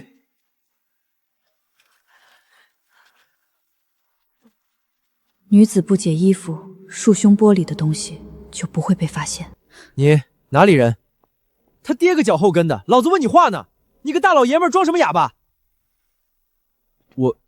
我青石县的，要出城砍柴。滚滚滚！看见你这口水，老子饭都吃不下，赶紧滚蛋！怎么样？这些人里头，可有昨日去药铺的那个？没有，不过他肯定还在城里。那贼人又矮又瘦，声音又细又尖，跟宫里的太监似的，我听得出来。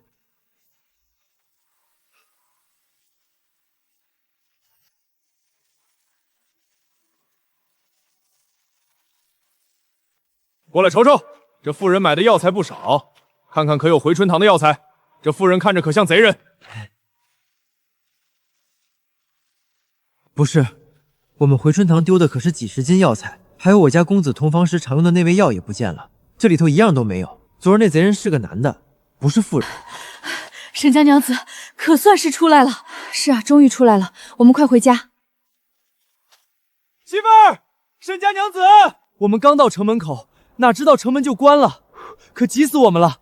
还好你们出来了。这雪越下越大，我们还寻思城门要是不开，你们俩咋办？既然出来了，咱就回家吧。这冰天大地的，进城找活计也是白找。说的也是，那咱就回家。对了，这城里到底出啥事儿了？咋突然关城门？说是回春堂丢了批药材，刘府报的官挨个搜身抓贼呢。当时可把我吓死了，我还以为是沈家娘子的身份被发现了。回春堂的药材被贼偷了。柳家在青石县那是土皇帝一般的存在，这贼胆子也太大了。那柳家的人抓着贼没有？暂时没有。行了，赶紧回家吧，反正跟我们没关系，我们出来了就好。啥丢药材？我看呐，丢的是柳家公子的命。老人家，这话怎么说？你们还不知道，今儿一大早，柳公子和他新纳的那房小妾是从回春堂抬出来的。听说两人昨夜闹得太欢，过了头，分不开了。大爷，啥叫分不开了？这都什么事儿？到底啥叫分不开了？难不成那柳公子出门身上还得挂着这小妾？怕是用520胶水把两人给粘住了。这种病例，我前世医院可没少见。没什么，只是想起以前听人提过，有些人身上确有这样罕见的毛病，算是一种身体的异常反应。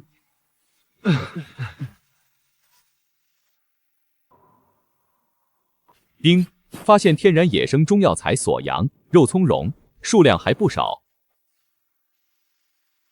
杨二祥、杨大哥，你们能先等等我吗？小满爱吃这东西，我想挖点给孩子带回去。这玩意儿燥得很，鼻子窜血，嗓子冒火，娃娃家哪受得住？多谢提醒，我懂医术，心里有数，偶尔吃一点不碍事。幸亏是沙地，好挖。沈家娘子，你别客气，我们帮你一块挖。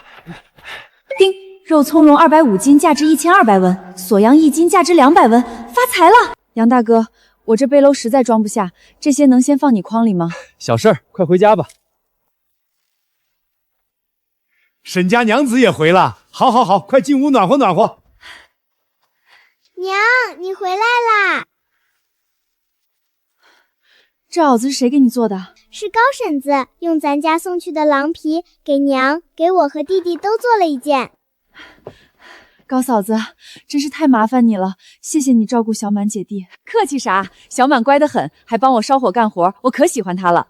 沈家娘子，野羊傲你救了我大儿、二儿的命，这大恩老杨家记在心里，今儿说啥也得留下吃顿饭。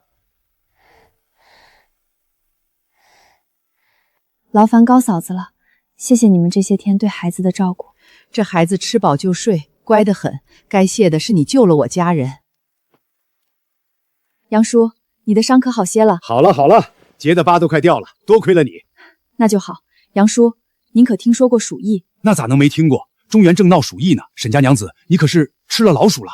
那倒没有，只是我这次进城，发觉城里老鼠格外多，白天都敢在街角窜，心里有些不安。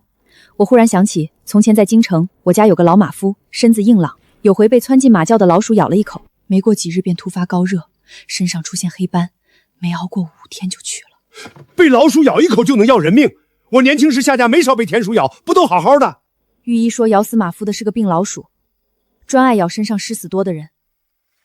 后来抬马夫尸体的2个下人回来，也发高热起黑斑，3天后都死了。所以我今日多买了生石灰、气味冲、老鼠不喜，撒在墙角屋后，又买了艾草，熏衣物被褥，能驱使到。御医还说，见了面色不对、身上有黑斑、咳喘发热的人，千万远着些，别碰他们用过的东西，不得已近前就用布片掩住口鼻。沈家娘子，那京城御医老爷可留下治马夫的药方样子，要是方便，我们想跟您买。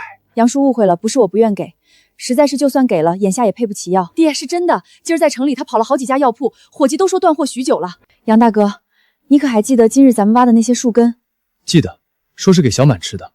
其实那不是寻常树根，在京城叫肉苁蓉，是皇宫贵人磨粉进补的珍品。我在流放地全靠宫里当妃子的姐姐暗中照顾，你们多挖这树根给我，我托姐姐送去京城，再看在情分上，让她帮咱买那药方里的药材。沈家娘子，你说的是真的？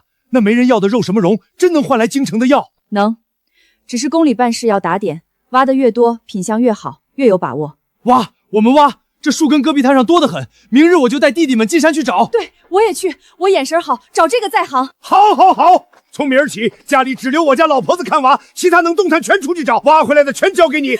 沈家娘子，你真是我们一家的大恩人。高嫂子，快别这么说，咱们这是互相帮衬。不过还有一件顶顶要紧的事，今日我说的所有话，关于马夫、老鼠药方、挖肉葱头，出了这个门一个字都不能外传，一旦被官家听见，扣上散播谣言、制造恐慌的罪名。2家都要惹大麻烦。都给我听好了，今晚听到看到的全烂在肚子里，谁嘴巴不严，我先打断他的腿。还有，你们出门无论做什么，一定都要戴上口巾捂住口鼻，这个很重要。好，好，好，沈家娘子你放心，我们绝对照你说的做。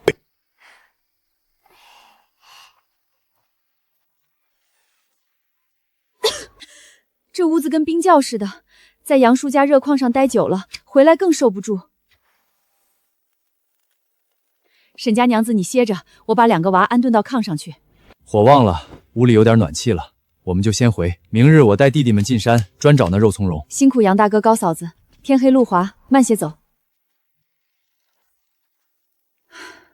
娘，咱们家啥时候死了个马夫呀？我怎么一点也不记得了？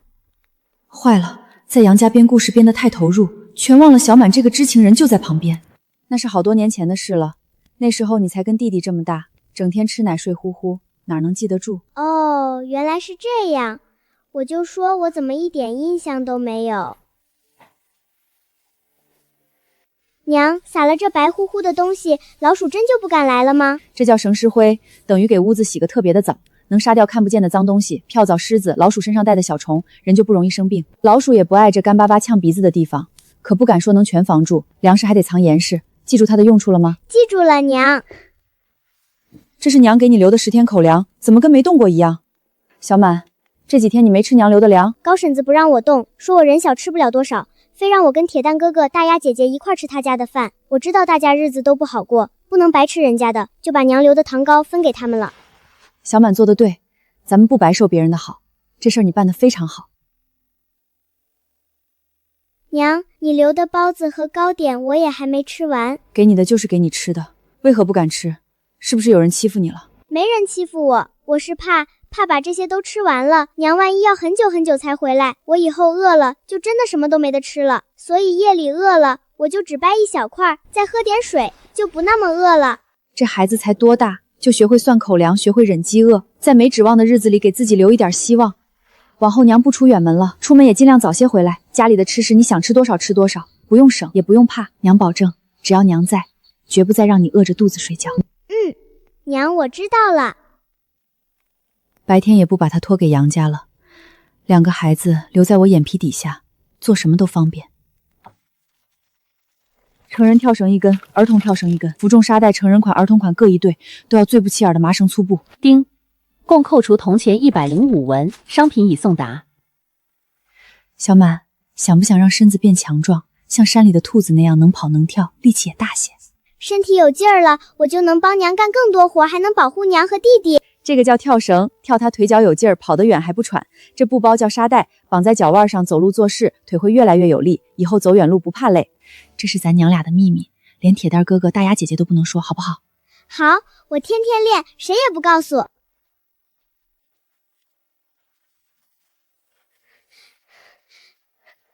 好了，今天就练到这儿，你已经非常棒了，锻炼的循序渐进，明天再多跳一点，沙袋等你习惯了再绑。明天腿要是酸疼别怕，那是腿在变强壮，疼得厉害就告诉娘，咱们歇一天。我不怕疼，妈，我明天还想跳。娘去杨家一趟，听说他们村里死了头牛，看能不能买些牛肉回来。你看好弟弟，从里头把门栓插好。知道了，娘。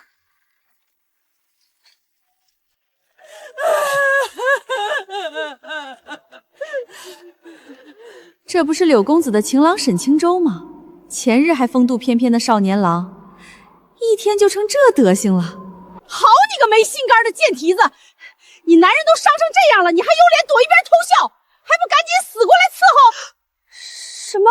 相公受伤了？天爷啊，这是怎么弄的啊？昨晚是玩得多花，连脸都没放过。他越惨，我越高兴。你愣着干啥？还不快来拉板车，再去买些肉啊蛋啊的，好好给你男人补补身子。哎呦，对不住啊，大嫂，我这一听见有人满嘴喷粪骂我，这手他就自己不听使唤，最爱抽嘴巴不干不净的泼妇。你个贱人，居然敢打我！老天爷，你开开眼啊，没王法了啊！我是长嫂啊，青州你看见没有？快休了他，立刻休了他！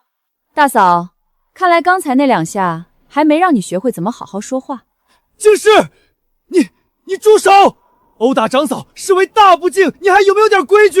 青州，你醒了，快写休书休了他！青州，你这是方便了。哎呀，沈公子这怕是斗住又拉了，这折得很疼吧？快，赶紧拉回家上药！闭嘴！快拉我回家，立刻，马上！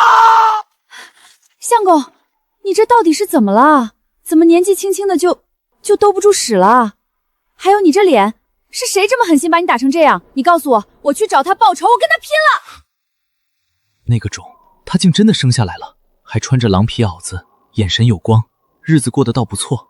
不对，他眼里那点小女人的爱慕没了。大师说过，借了他的运，若他不再爱我，日子过好了，反噬就落在我身上。原来根源在这里，是他把我的好运吸了去。很好，往后我定要他生不如死。今晚就让大嫂去看看，屋下埋的那2只猴子还在不在？报仇？你好大的口气！我家老爷没当场要了他的命，已是看在往日情分上格外开恩。我家公子若落下病根，有个3长2短，你们沈家上下一个都别想跑。还有，我告诉你们，够了！大嫂，别理他，快回家，立刻！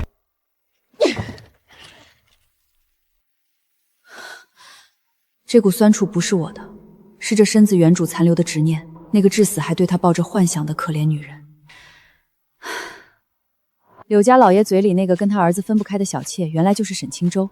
这一身伤是刘老爷赏的，宝贝儿子被他玩得半死，刘老爷若能干脆要了他的命，倒省我一桩事。刚才他看我那双毒蛇一样的眼睛，这男人早晚要对我下手。卤牛肉5斤，萝卜干、黄豆、菌菇干各1斤，大米5斤，再来1只烤鸡。丁，共扣除铜钱359文。先买这些，买多了怕招老鼠，也怕招贼。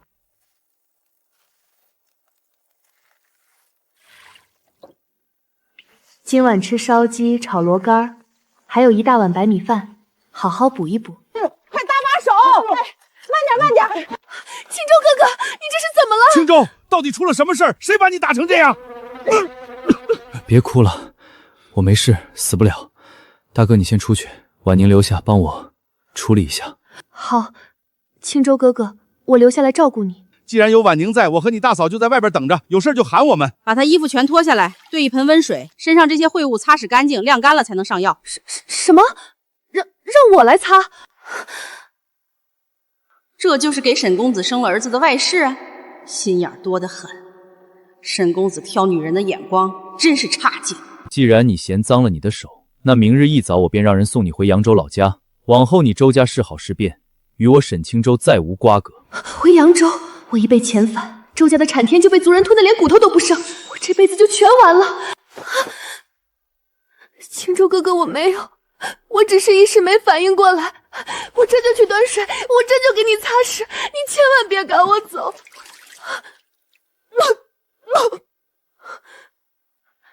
药膏留下3瓶，一日换2回，伤口不能沾水。老爷的话我已带到，人既死不了，我便回了。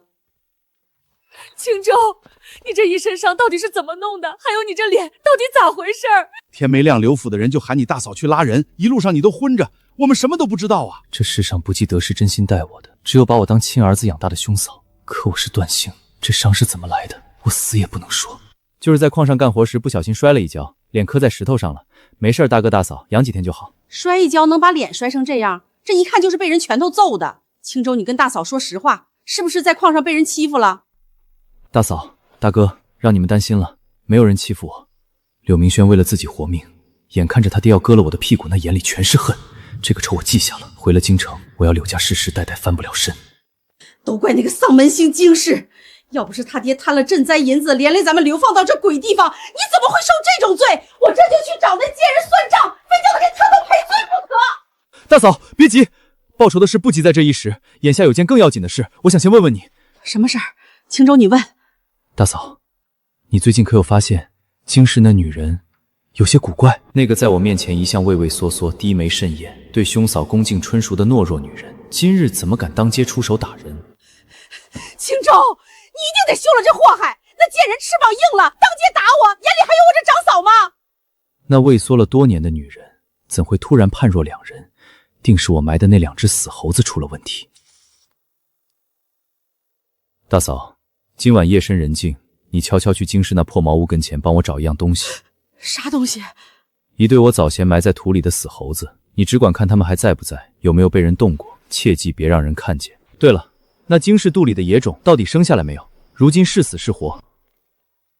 大嫂，我与京氏成婚后从未碰过他，那孩子并非我的血脉，是京氏与外男私通所生。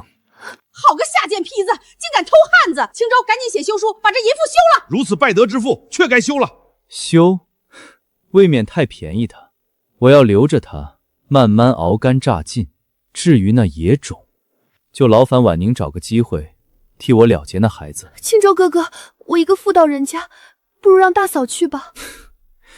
你若连这点事都办不妥，那就回扬州去吧。青州哥哥放心，这事儿包我身上。沈家娘子，你在家不？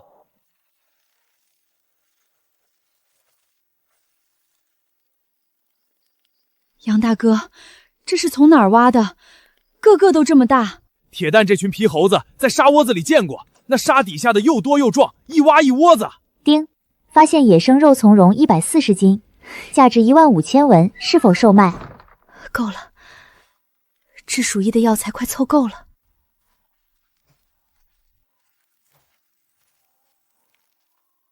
脚印偏小，是女人的，绕我屋一圈还挖墙根，不是杨家父子。小满，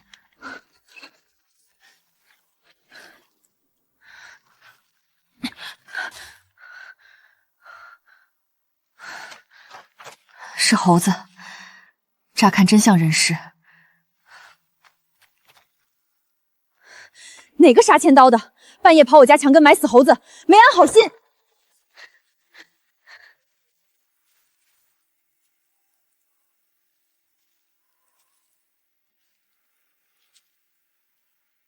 这流放地唯一的仇人就是沈家，埋死猴子的除了他们还有谁？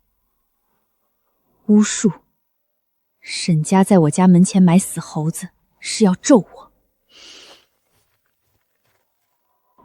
青州，你醒了，那两只死猴子还好好埋着呢，没动过，我又给埋瓷实了。那就好，大嫂你记着，过段时间就去看看，一旦不见了或位置变了，立刻告诉我。我就不明白，你埋那死猴子到底有啥用？干脆休了那京氏得了。休了他太便宜，我要留着他，一点一点把他熬干杀尽，让他尝尝生不如死的滋味。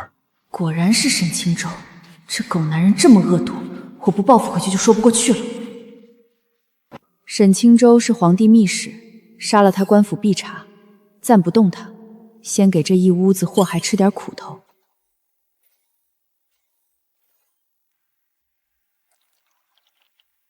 附近身体皮肤刺痒难馁，有伤口的地方还会化脓。沈清舟的屁股3个月别想好，穿上它就算在雪地留脚印，也没人会当成女人的。丁，肉苁孔180斤，高价22000文收购。治鼠疫的药材够了。沈家娘子，还有个坏消息，大周要征兵了。征兵？边境蛮子又不老实了，足足5万兵马压到大周边境，好几个村子都遭了殃，烧杀抢掠，无一人生还。西北兵力不够，官府贴了告示，各处抽丁上前线。